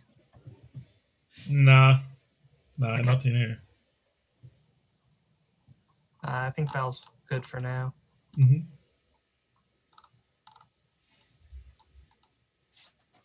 Right. What about Vestain? Does Vestain want anything else? Yes, a split axe. Or you could have just asked Waldhelm for the one he sold. Could borrow mine. Oh, you have an I extra? wasn't paying attention to his transactions. I was assuming I was making my way back from the forest. Yeah, I kind of sped some stuff up a little bit here so everybody can get through the shopping. Yeah. So we're done with that. So there's nothing else then if you want. I mean, if you can take one of Jorin's split axes, that's fine then, I guess. Yeah. I mean, there's a really nice looking split axe in his collection if you're looking for something with a little bit better quality. But of course you have to pay for it.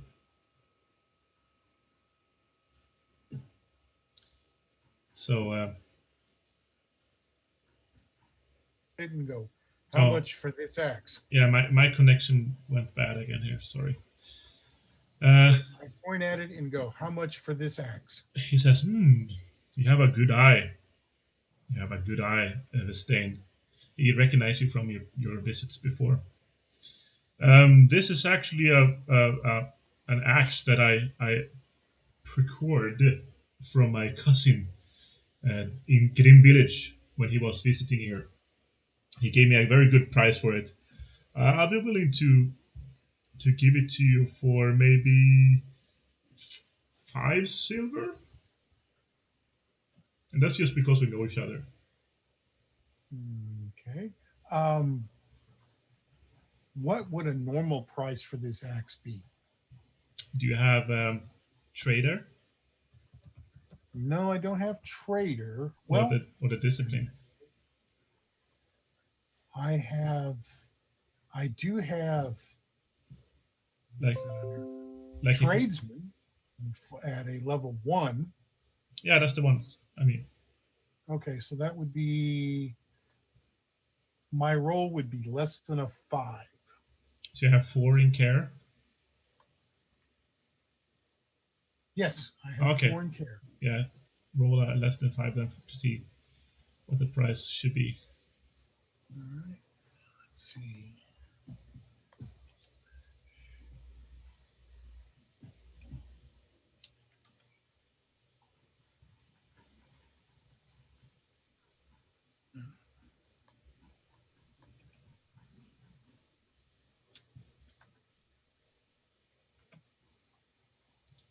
Okay, what was this? This was slash R 1d20, right? Right. Yeah, I got no clue.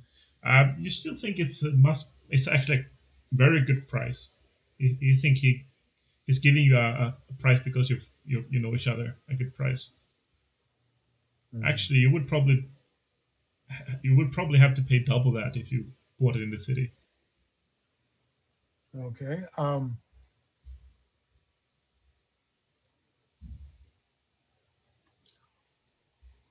I will give you 6 for it. Okay. He to looks very compensate happy. You for your trouble. Oh, thank you, master. And he hands you the capital quality split axe. Okay. All right. And the fur and leather was normal quality that I got from him? Yeah.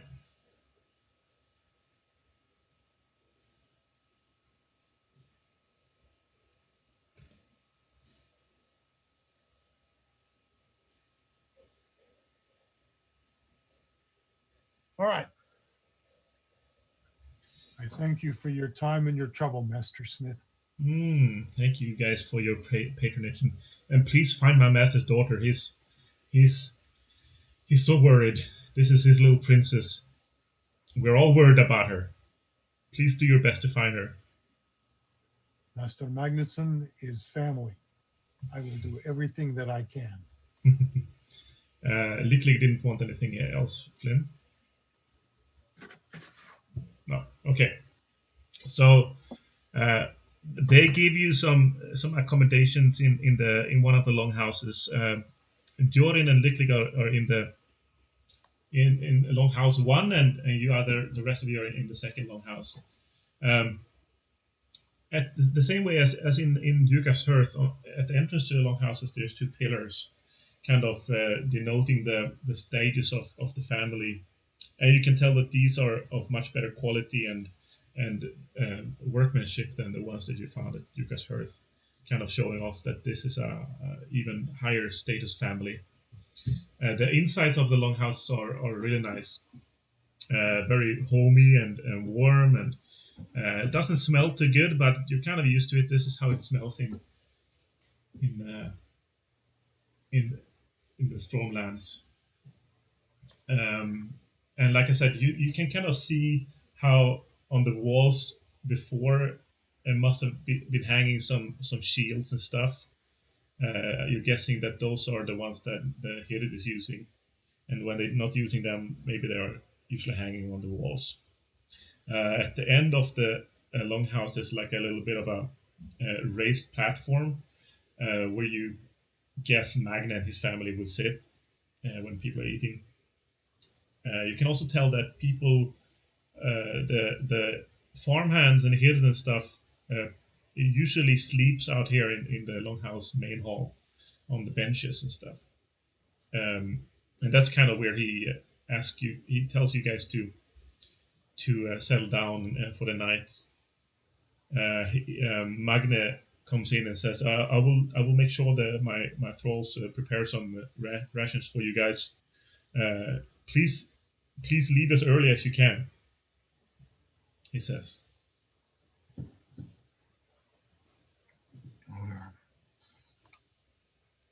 Of course.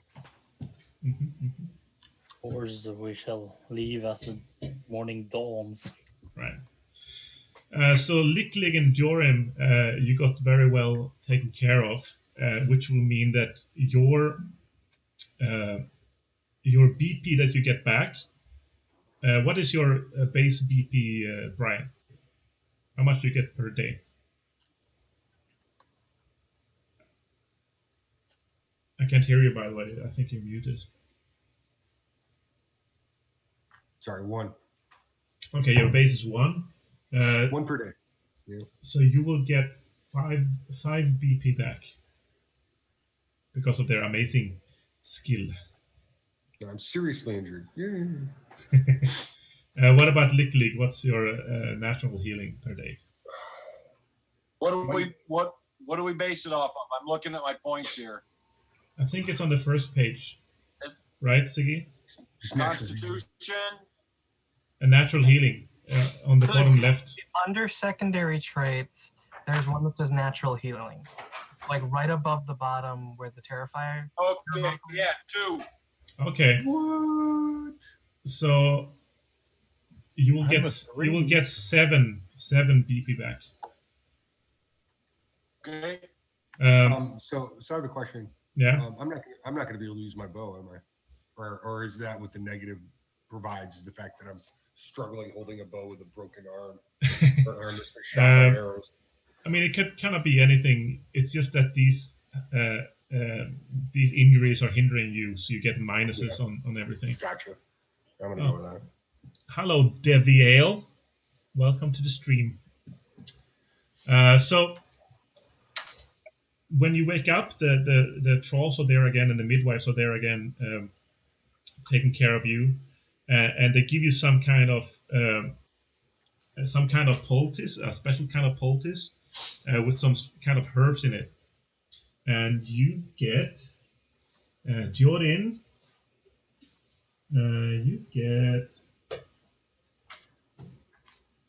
5 more BP back, and Lycklig. Yeah, it's injured. -1. You get also 5 more BP back.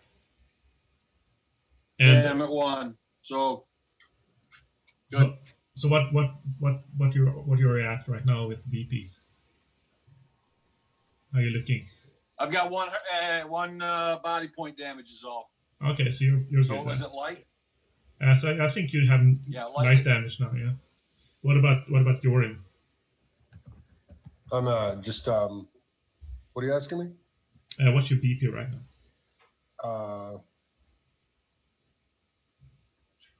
You got another 5, by the way, from the. Yeah, I know. 1, 2, 3, 4, 5, 6, 7. I'm at 18. Okay, 18 of 30, I guess. So. Yeah, I'm just injured -1. Okay, perfect. So now we can continue. So it's early morning. It seems like the rain has stopped, luckily, and the trolls wake you up and give you some packages of food. You all get 5 days worth of rations each. You can put that in equipment. You can see the rations there.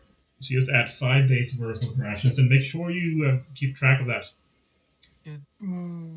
Rations. Did I get this right? Does a ration really weigh 4 kilos? I don't think so. It sounds crazy. 5. What kind of ration is that? Like a brick How of many meat? rations did we get? 5 days worth. 5. That's 5 rations, or? Yeah. 1 ration per day. Mine is showing 20 for 5 days.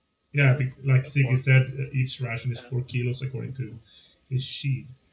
But I don't know how heavy they are actually. It doesn't really matter too much at this point. Probably working with the stats with minuses and whatnot based on heft. I'm not gonna worry too much about your encumbrance and stuff like that, honestly. Where is rations on here? I don't think It's up where rations. the money is. Oh, it's up there in the beginning. Yeah, let me go back to it. I was looking for something else. Where it says the black bar says equipment. Under it is trade, copper, silver, gold, rations. The little red bar. Oh, we're talking about in the book. On the sheet. On the sheet. Yeah, on the sheet we know about. Yeah, under money. Yeah, rations Under money. where your money is. Yeah, we're looking for it in the actual Game Master's book right now. It doesn't matter. Let's forget about it for now. We can take a look at that later. But anyway, you get 5 days worth of rations.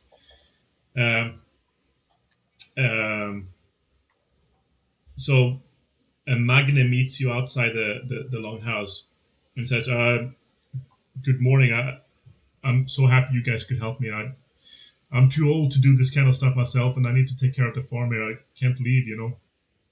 And my hilt is not here. I can't thank you guys enough. I had my thralls go out and scout a little bit and and keep track of the tracks for you guys. So just go and meet up with Dirt in the meadow, and he will show you where the tracks continues. Thank you so much, and please hurry back. I want my daughter back. Please hurry, he says. I am answering. We're gonna do the best we can do to find your daughter. I believe in you guys. And now with some equipment, you look like proper warriors. I'm sure you can take care of anything, whatever faces you. Look, man, Jorin Ravenhold. Yeah, be prepared for the inevitability that she's possibly joined her ancestors. We're gonna do what we can, but we just want you to be prepared. I don't even want to think about that. Please just hurry. Whatever you can do. If she's dead, then please bring back her body for us to bury. And I can't ask for more than that. Very well. And he kind of looks all of you in the eyes and kind of tries to convey the seriousness and his kind of. Yeah. Okay. Does he have a title that we should address him by? I mean, he's the master of the farm, so you would call him Master Bite or Master Magne or something like that. Master Magne. It depends on your own rank. Like you are the adoptive son of his cousin, right? So you could probably call him. You're pretty familiar with him, so you could just call him Uncle Magne or something, right? He's even he looks all of you in the eyes and kind of. You can see the despair in his eyes and his seriousness in the matter. And even Lycklig, he dares a look into his red eyes, even though he does look quite scared of this strange beast of a man. But yeah, I personally will do everything within my power, including lay down my life to return your daughter. I believe in you, Vestaina. I can't thank you enough. I will make sure your father knows about this. Uncle, no thanks is needed. This is a matter of family, a matter of blood, a matter of honor. We're lucky that I'm lucky that you and your friends came here this time, and also Master Valravn, Miss Valravn, what do you call it? What? We're lucky that you are here representing your family as well in this difficult time. But please hurry. He says and turns around, walking away with his massive two-handed sword, and goes into the longhouse that you just came out of. So what do you want to do next? Well, let's start tracking them. Okay, so you guys go back to. We gotta Find Dirt. Yeah, you guys go back to the meadow. Dagger is still following behind Waldhelm very closely, pointing at him, as he have done all night.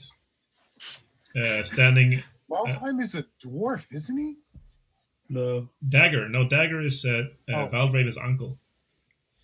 So yeah, during the night, you kind of had a trouble sleeping, Waldhelm, because Dagger was standing, pointing at you all night. So kind of weird, but I mean, his orders have changed since I've seen him. So I didn't hear anybody say anything about it. So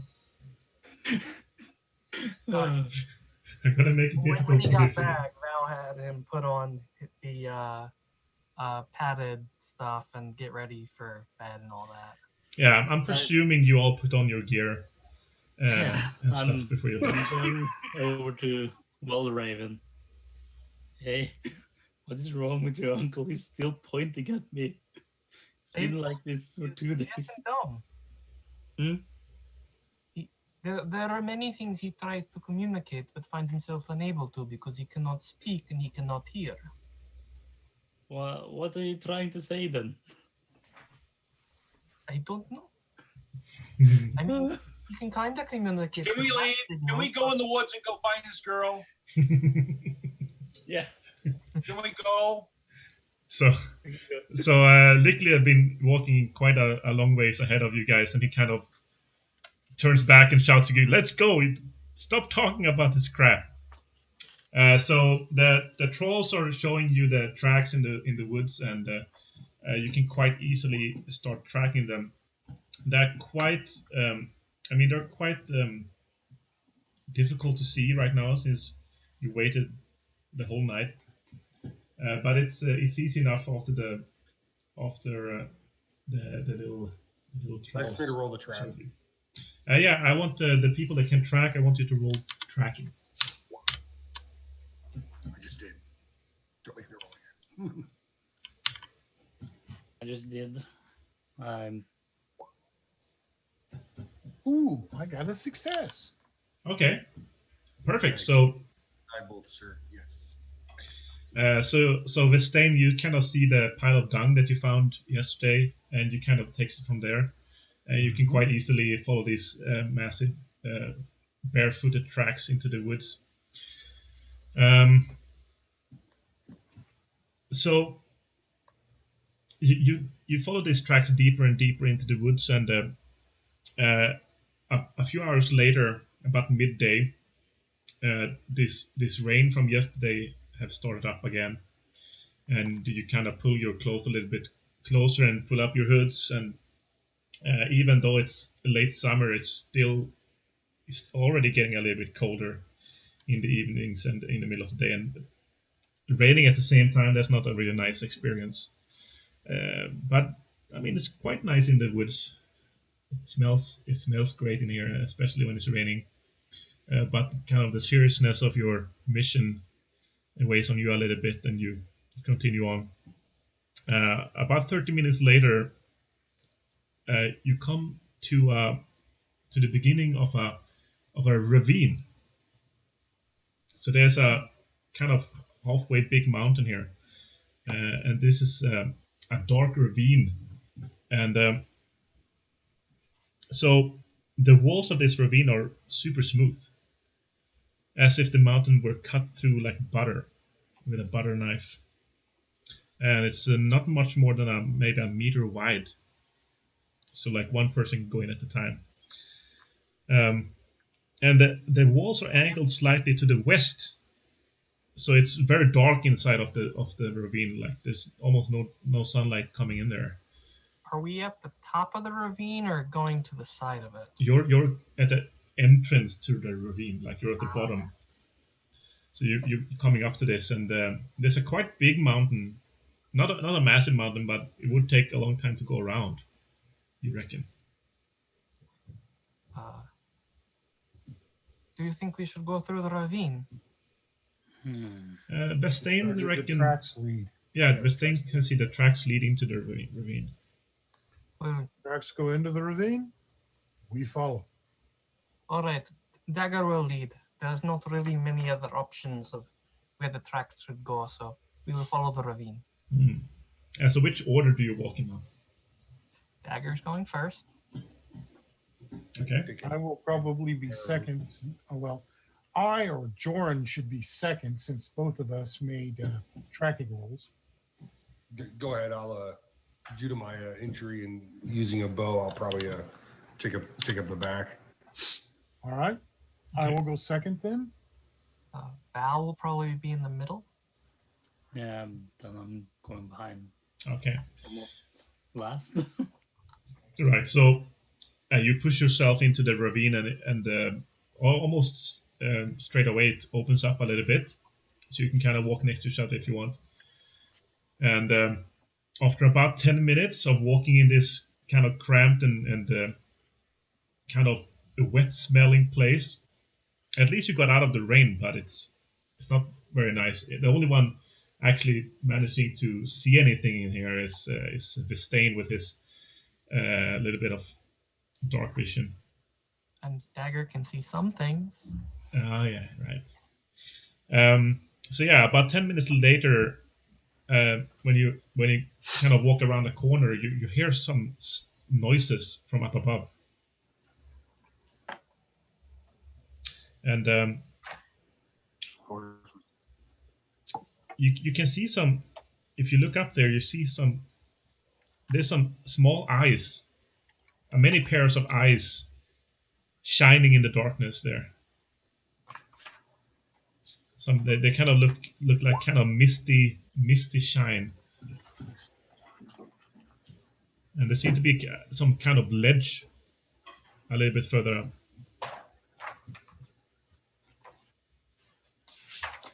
There seem to be quite a few creatures sitting up there, looking towards you with their shining eyes. And when you get a little bit closer, How high up are they? they're quite high up. Maybe like 5 meters up or something like that. 15 feet. Yeah. So it's not like you can jump up there or anything. Okay. It looks like it would be quite easy to climb if you really wanted to, but I'm going to do some dim walking. all right, sure. I actually happen to have. I'm going to command Dagger to, well, he's going to look for them, and let's see if he gets under an 8. He does not, so he does not sense them. All right. So, Jorin has the animal mind. Okay. So he is going to do talk to animals, just in case they are animals. I don't know if he necessarily needs to see what kind they are. Yeah, at least understand them and what they are. So I need to roll. Siggy may have to help me with this. This is the first time doing a dim walking spell. So. Oh, okay. So, if you go to your spells and divine feats page, your divine invocation, you should have an SV on there. You have to roll under that to have your spell work. That's what I thought. And spells. So when you're in initiative, the spell, like a level 1 spell, it costs 2 divine points. Mm-hmm. And it gives you a -2 to your initiative modifier. Okay. And then you can modify how the spell works using levels of power. Okay, so my divine invocation is a 13. Okay. So you want to roll under your SV, and if you're adding anything to it, like my battle cry spell, it has, I can spend some levels of power I can spend more divine points on it to increase the number of people it affects, increase the duration, the range, or the bonus, and stuff like that. So that would be spending more divine points in order to do it. Okay. Yeah, I'm just gonna.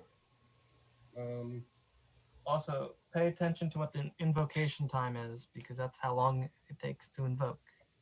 Damn.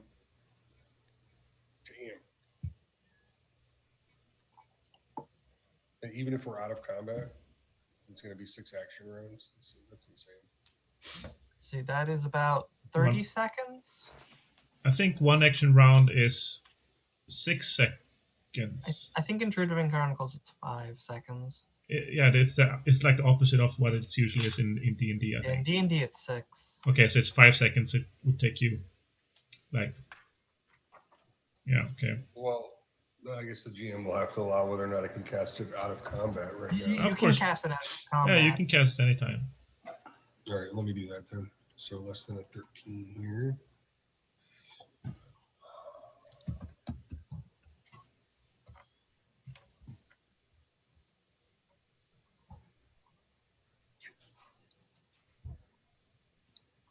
Success.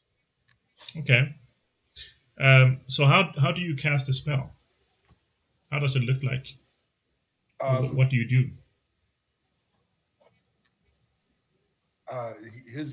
He has his bow. He uses it also as his star harp. So he takes the string off, pulls it up, and he aligns it with the stars that he's been gazing, and then says the words, moves his hand a little bit, and then he's able to understand. Is there any light or anything, or is it just like it just comes to you without any outside kind of? I guess what would appear like fireflies happens around him. Okay, like so fireflies come into existence, bridging that gap of the magical and the animal. Right, so these fireflies, these magical fireflies, kind of flies out towards these creatures, and when they get closer, you can kind of see them lighting up. They're very small, these creatures with big ears, leathery gray skin, and very like misty round circles of eyes, and they kind of shy away from the lights when they come closer and start snapping to each other. So they're more a monster than animal. Yeah, and does anybody understand Bastumal, the language of the monsters? I don't. Nope. Nobody picked this language? I had a feeling like somebody picked this language. I was going to, but then I didn't because I needed a higher skill. I need more points to put other places. Right. And maybe it was somebody in the other group that picked this language. So our troll doesn't speak Bastumal? No, I was raised by humans. Why should I speak monster? Our wildling doesn't speak Bastumal? Waldhelm? What? Yeah, I speak Valravn. Oh. Right. I don't speak monster. So What do you think I am? these little guys are kind of shying away and like and kind of. Do we get a number of them based on the light that's being? You can see in the beginning you can only see a few of them, but when they get lit up, it's like you reckon. Do you have calculate? I do. Okay, roll calculate if you have. I calculate it. I Okay. Can't speak, there's 5. Yeah, but you think it's around, like Jorin thinks it's around 50. Valravn, you can count to 46. That's the only difference. That's why I wanted to calculate. So there's like 46 of them up there. Oh. And there's a small cave behind them. And you can also see when the fireflies fly over there that the wall behind them is covered in crude drawings and some kind of runes or something. And there's a little cave, and you can see there's like 50 of them.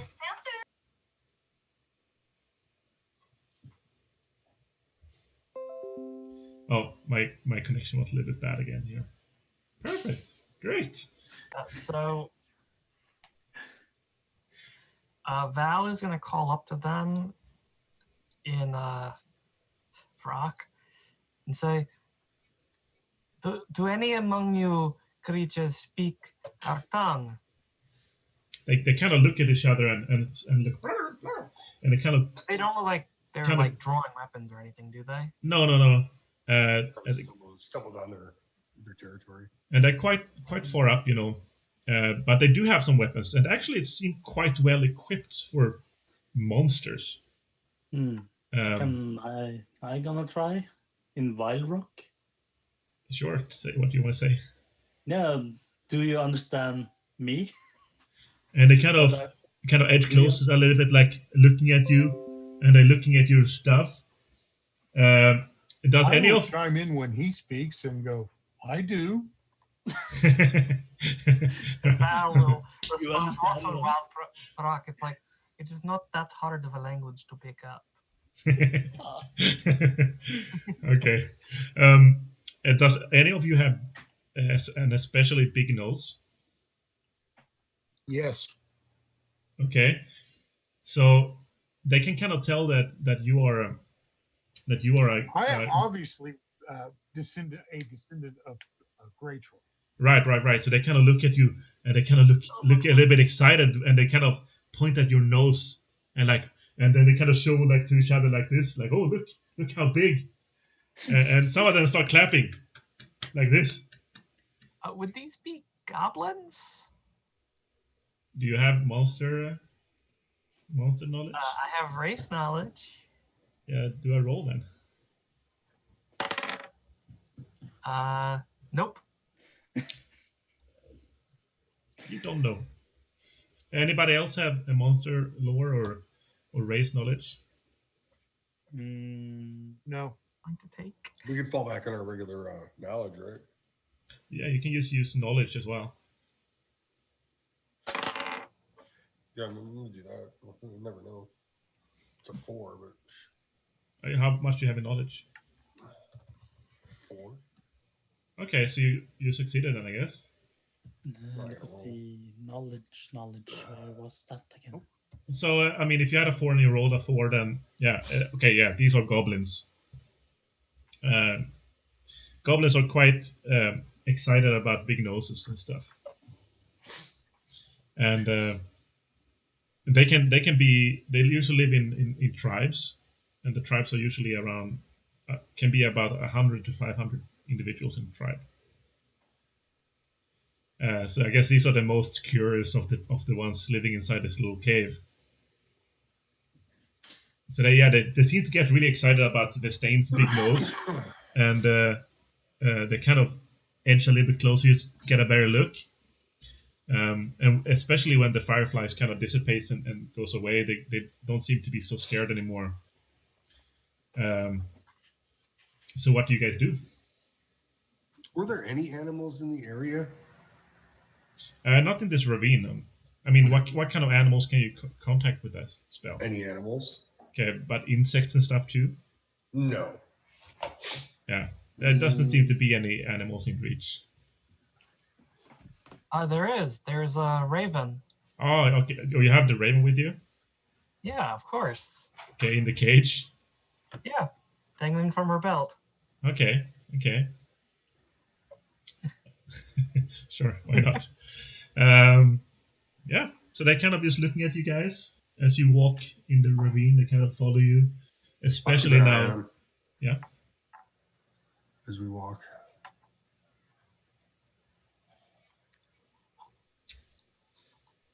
So, anything else you want to do? No. Quick question. What were the different languages? What were the different languages you guys used to speak with these or try to speak with them? Rock and Wild Rock. And that's Stormlands. So basically, the languages of the Stormlanders and the Wild Folk. Yeah. I could have thrown some Elven at him, but Who speaks Elven? Well, now wait. I'm going to try something. I'll stand out along, put my hands out to my side, very disarming, and I'll look up to them and I'll speak to them in Futhark. Oh, Futhark, okay. Futhark, Dwarven. So what do you say? I asked them if they understand. Okay, so Can you understand my tongue? they seem to stir a little bit at hearing Futhark, and they kind of stop and kind of look at each other and mumbles. And then one of them with especially big nose moves forward and says, "Fat miner! Fat miner! No! Take ore! No! Mine! Fat! Mine! Ugly! Fat! Miner! No! Go away!"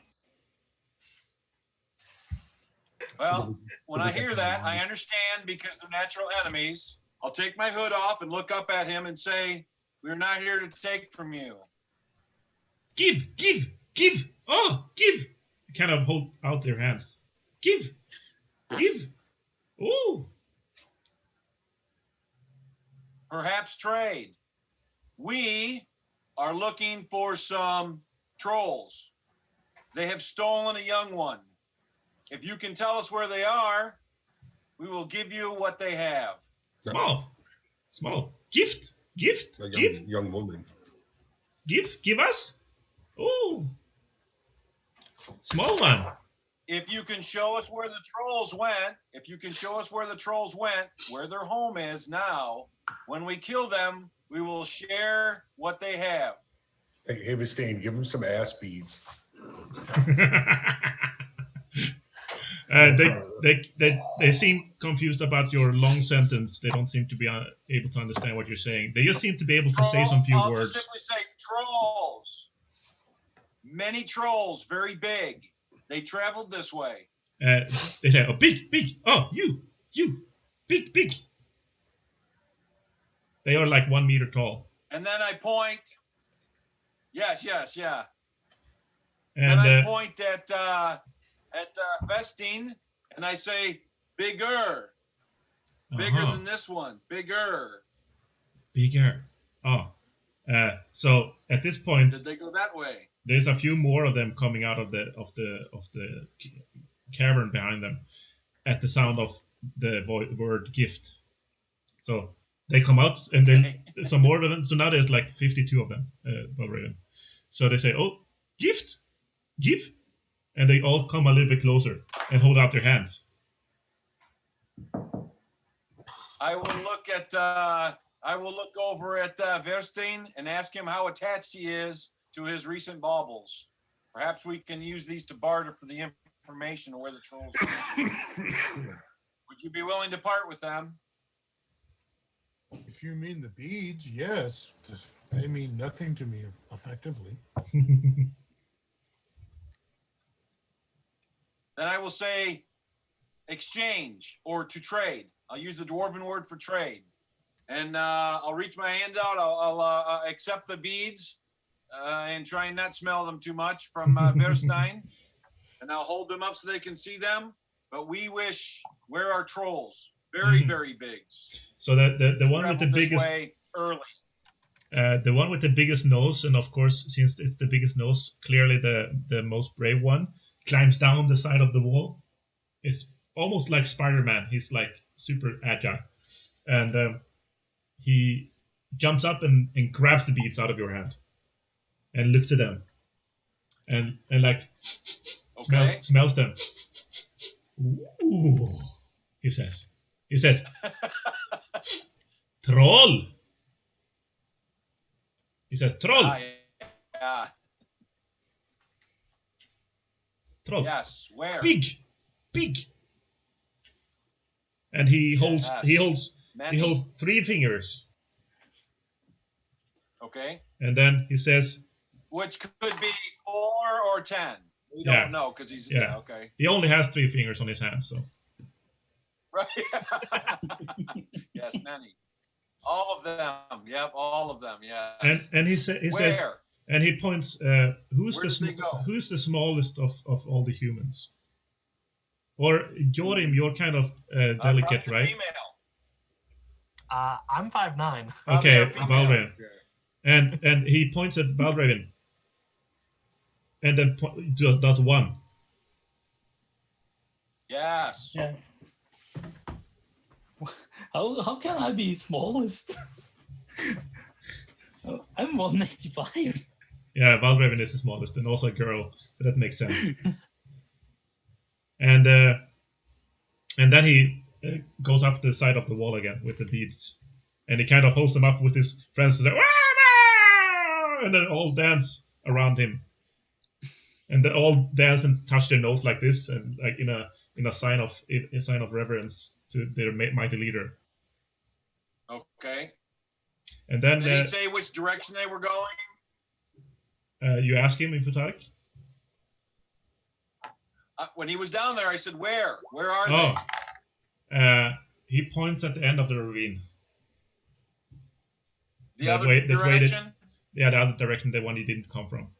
Hey, okay. Like maybe your friend, your new buddies, will help us fight these trolls. And I hear that out of the back of my ear, and I look at him and say, "More beads, more troll beads, yes." Oh, he holds out his hands again. Show us where they are. He points at the end of the ravine. There. Come, let's go. Let us help. Trolls need to die. He looks at you like you're a little bit crazy, and then he looks at Many your beads.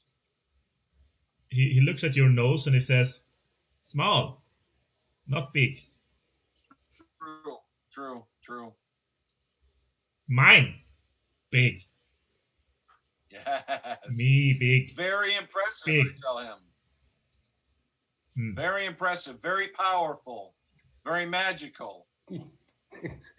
And when you say the word magic, they kind of, no. The magic, when he said magic. nose, yes? No, No. magic nose? No. Oh, okay. Magic. Okay. Yorin just has to. He stands up and moves to the front and makes that nose motion, but down near his crotch. Oh. You be careful, they might ask to see it. Yeah. If it gets him to follow us. Oh. Nose? But you don't understand him, but he says nose in Futhark. And I guess Lycklig is translating. Have you been Right. translating during this conversation, Lycklig? I will say that you might not want to push that issue. He might want to see it. So I'm asking him to show us where they are. Other than where they are, that way, could he lead us, or does he want to go? We're going to go make war with the trolls. Any treasure they have, we will share. He kind of recognizes that you want more information, so he jumps down on the ground again, and he paints something in the dirt. Okay. So he paints like two lines parallel to each other, squiggly lines, and then he makes a cross and says, "You." And then he makes an arrow to the north on the picture, and he says, "Go." That might be all we're going to get, guys. I don't think they want to follow us. And then Val just goes, I think they're saying we have to go through the ravine. I think so too, yes. Maybe. I think we got as much as we can. Are we ready? I'm ready. Come on, Dagger, forward. I Val kind of makes like a gesture. will wish his tribe, as before he leaves, I will wish his tribe health and many children. He does the big nose to you. Yeah. He says, Yeah. can grow. Okay. And then as you move away, you kind of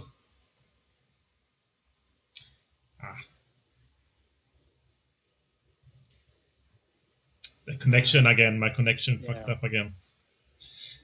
So as you move away, you kind of see his this leader guy kind of looking over his minions, and then kind of touching their noses, and if they have a very small one, he kind of slaps them, and they move to the back of the line, kind of sulking. And then you see that the three with the biggest noses, he kind of gives them one of these glass beads each, and they seem very honored and happy about it. And you just hear them snattering over there as you move away. Very happy. Cool beans. So it takes about 30 more minutes, and you find the end of the ravine. And much as on the other side of the ravine, the wood continues on this side as well. And you can clearly see the tracks leading out of the ravine. Since the rain didn't really get in here, the tracks were quite easy to follow. And since there's only one way to go, so let's do another tracking check. Yep. I'm in the back, so Oh, you're all out of the ravine now. You came out on the other side. Rolling.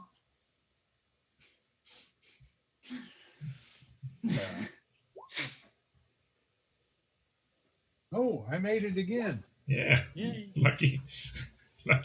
I mean, it was quite easy to follow these tracks since they can only lead one way. You see them going into the thicket and on a little path. I mean, there's not really a road or anything here, but there's a clear kind of animal path that you can follow, and that seems to be the one that they've been following. You made pretty good time through the ravine, even though you stopped to talk with them. So you can kind of tell that the tracks are a little bit fresher here. So it seemed like the rain has stopped as well again, and this kind of smell of fresh and nice and clean forest approaches you as you go closer. I guess you eat some of your rations at this point while you're walking. Maybe feed some to your raven, and after a few hours, let's do a perception check. We got torches going, right? You're in the forest now, again. So just following this little animal path. After It's still nighttime though, right? it's not nighttime. You're in the middle of the day now. Maybe afternoon at this point. So after about 2 more hours, the forest kind of opening up a little bit. Oh, perfect. Perception is what? 10 plus your perception? And you gotta go under that? Yeah. That's a fail for me, and a fail for Dagger. Mm-hmm. And Brian did very well. Get off my phone. Kitty. What's the kitty's name? Bouncer. Bouncer. Nice. All right, so I made it. Perfect. Okay, so the guys that made it, you can smell something burning. It smells like burning flesh coming from up ahead. I rolled a 1. Is it human flesh? You can't really tell, but some kind of burning flesh fills the air as you walk on the path. I pause real quick, restring the bow. I'm like, draw an arrow, notch it. So we need to hasten our step here. At the sign of people preparing their stuff, Dagger and I do so as well. Mm-hmm. Okay, this is going to be really good because I motioned to halt and go, something's cooking. Right. So you're still in the forest. There's a small path ahead. So what do you want to do? It seemed like the smell is coming from up ahead, the way you're going. Let's fan out. I said we fan out a little bit, like maybe space ourselves like 5 people apart and then just come in. Okay. Can you move through the forest? Mm-hmm. All right. Do you wanna sneak or anything like that?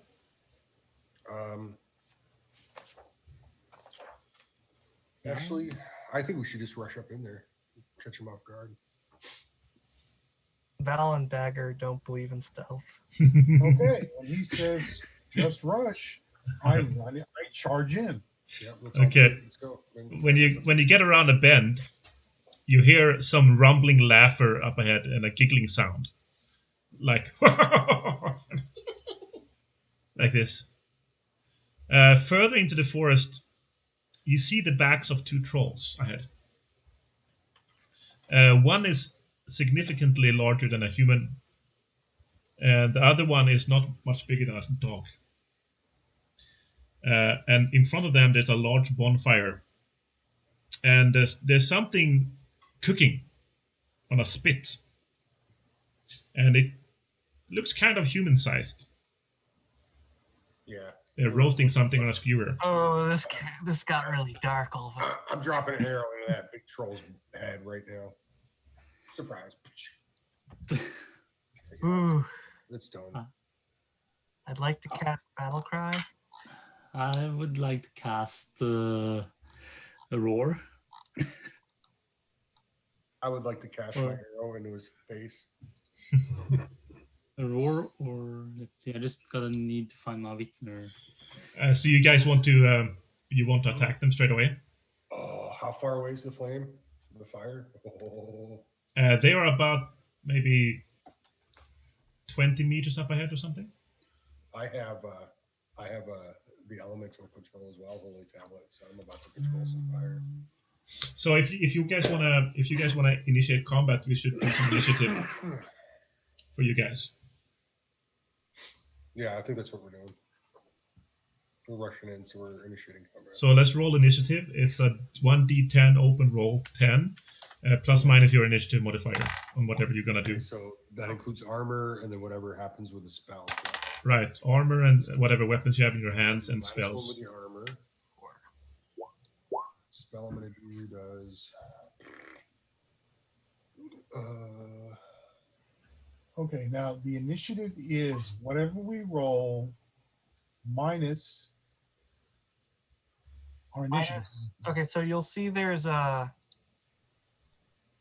Yeah, down at the bottom of the first sheet, there's an initiative, and then So the initiative, as long as if everything you're intending on your armor and everything you're intending on using that round is I've got my total. It's in the minus thing. 7.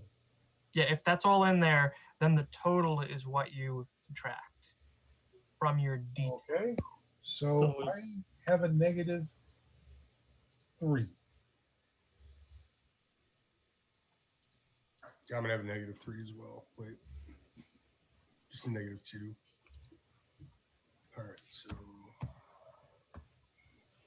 Initiative. Let's see. Less than 10 minus 2. Nice. At me standing 1. That didn't make sense at all. Hold on.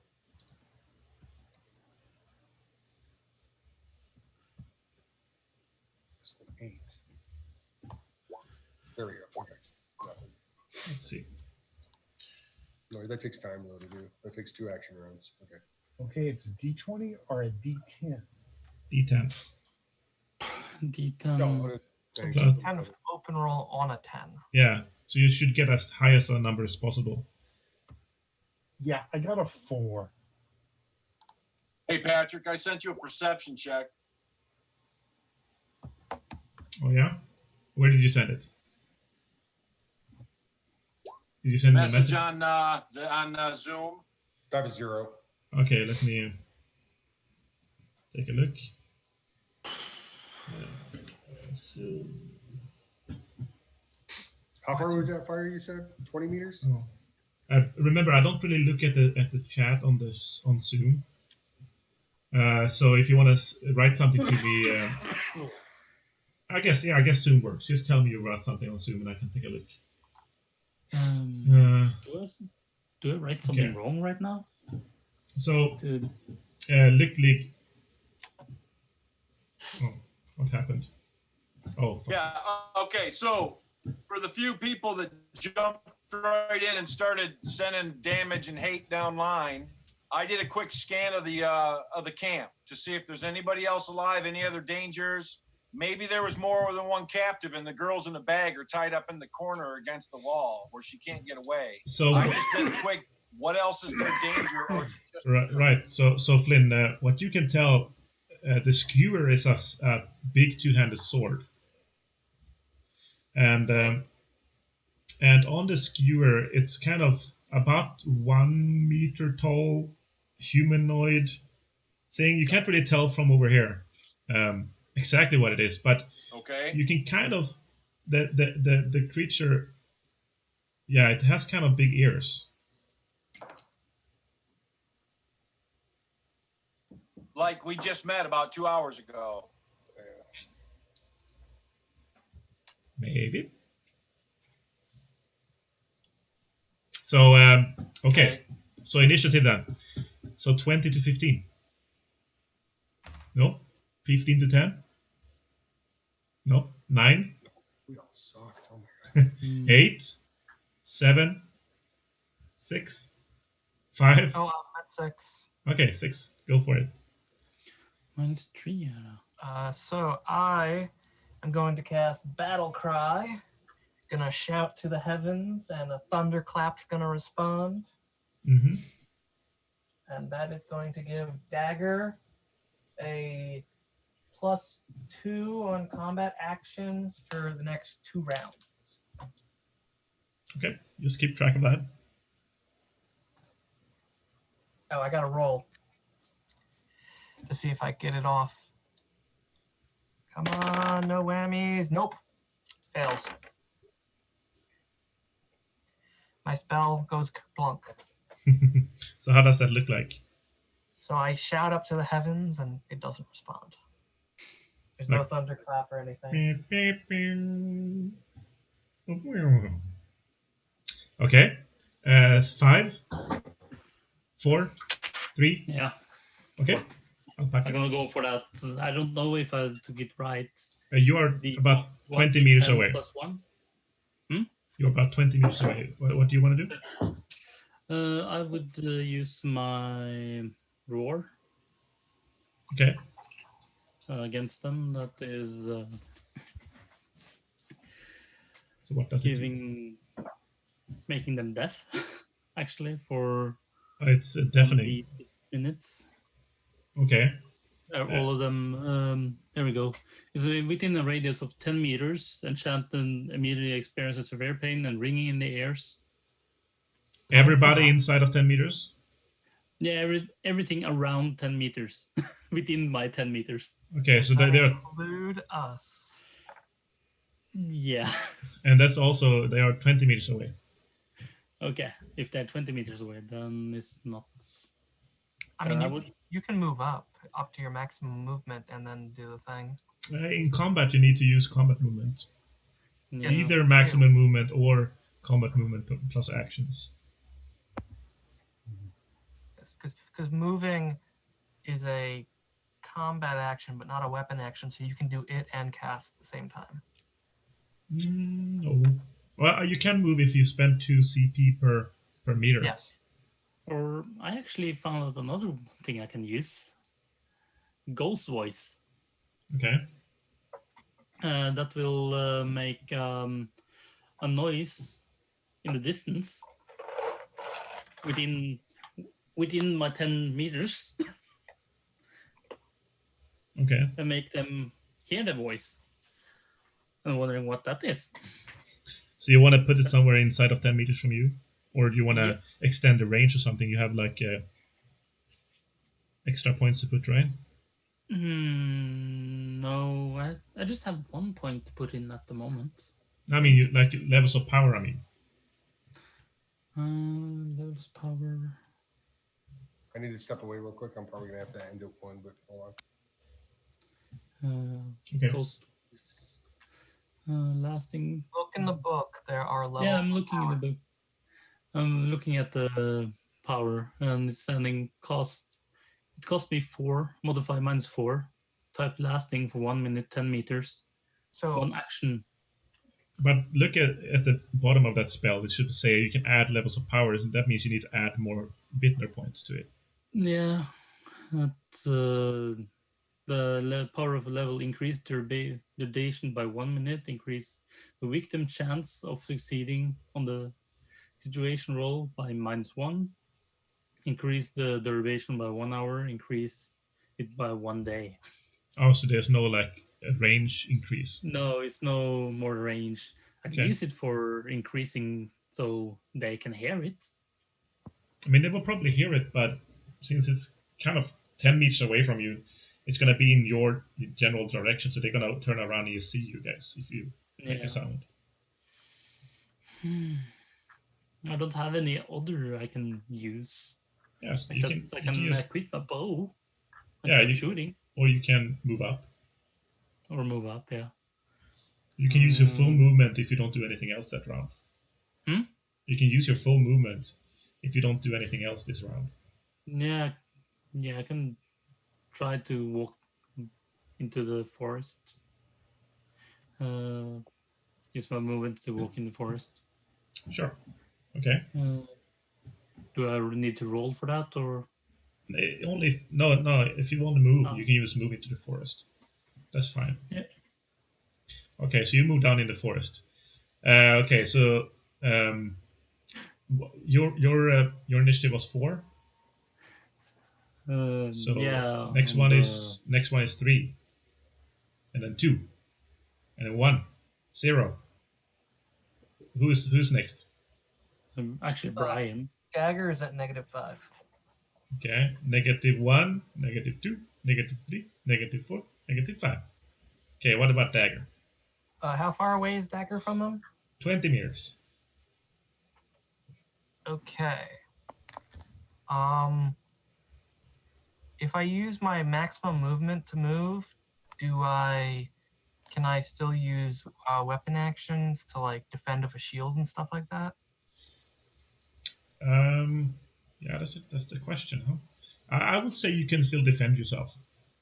Okay. So a dagger is going to move up 6 meters. Okay. It's not very dexterous. All right. 6 meters closer. Okay.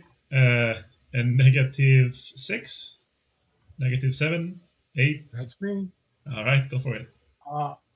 I will basically. I don't think charge does anything for me.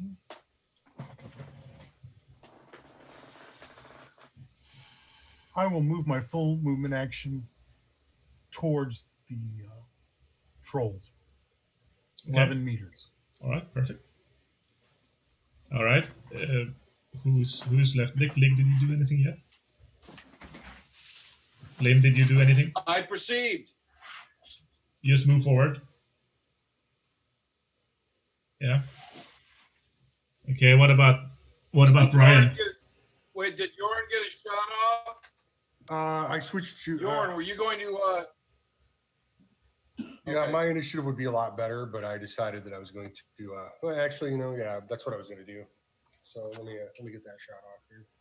All right, go for it. 15. Okay. So they're 20 meters away.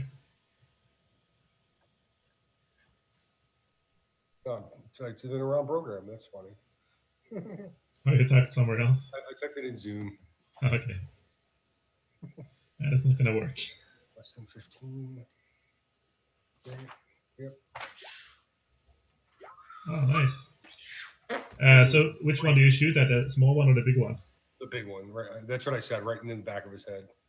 Okay. Hopefully. Okay, so roll damage then. That is a D10 of damage. And I believe that's an open roll. I don't know how to do that. But You can write 1d10. It is not. The Viltru axe is. This is not. So. Yeah, it's the bowl, right? Come on. Just 4 points. Okay, 4 points of damage. So you see.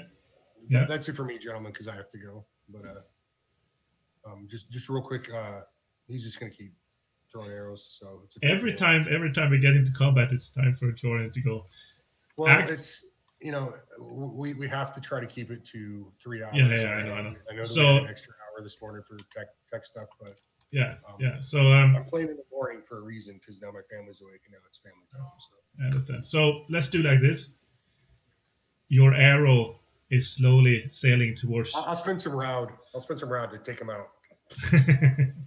And you hit him square in his back, and he gives out a massive roar. Ah!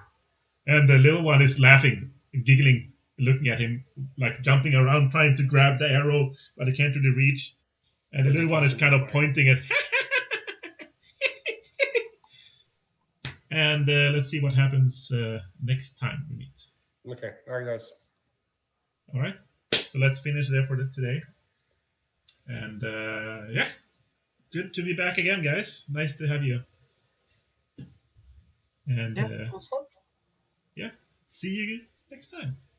So sorry about the guys watching the stream. Sorry about the disconnections and stuff today. I guess I had some troubles with my connection, and but I hope you enjoyed anyway. And if you did, like always, please follow me here. We will continue streaming every Sunday now until whatever time we get tired of it. And I will also start the second group that we have got together for next week as well. That will be before this. This group is kind of the American group, I guess. And we will continue on this time at 5 p.m. UTC +1. And the second group is more European oriented. It's actually, I think we are 4 Swedes in that group, not including myself, and 1 a guy from the UK. That damn Ryan that destroyed everything for us. We could have spoken Swedish, but no, because of Ryan, we had to speak English now. So yeah, that's gonna be good. Anyway, it's gonna be at 1 p.m. UTC +1. So when all of our friends here from the US are sleeping, we're gonna have our first game, and then when they wake up, we're gonna have session 4 with these guys here. So I hope you enjoyed. I'm also putting these up on YouTube, so I'm gonna put them up on YouTube as soon as possible. I guess I need to kind of edit this video a little bit since there was some disconnections and stuff. But yeah. Anyway, anything you guys want to say before we close off? I just realized I've been doing spells wrong. Oh yeah? How so? Yeah, I've been doing the SV modifier and applying that to initiative instead, and not applying SV modifier. But I don't think it's actually affected anything yet, because so like a level 1 spell, you're supposed to take a -2 to your skill value, right, and a -1 to your initiative modifier. Mm-hmm. I've just been doing the -2 to initiative. Well, I mean, this is why we do this, right? We're trying to learn. So one thing I can say about the combat and stuff for next time, prepare a little beforehand and try to figure out what your main attacks and your like normal attacks are, especially if you're a magician or a dim walker. So you don't need to like look through the books. So try to prepare, like write it down on a piece of paper or something. This is what I do, and this is my initiative modifier if I do this, and these are the levels of powers I usually use. And like when we're waiting for the other people in the party to do something, you should be prepared to do something straight away as soon as your initiative. So you shouldn't wait until it's your initiative to decide what to do. So yeah, you think about that a little bit, Ben, for next time. Yep. All right, cool. Okay. Bye. Bye. Bye. Super duper. Thanks a lot, man. Bye.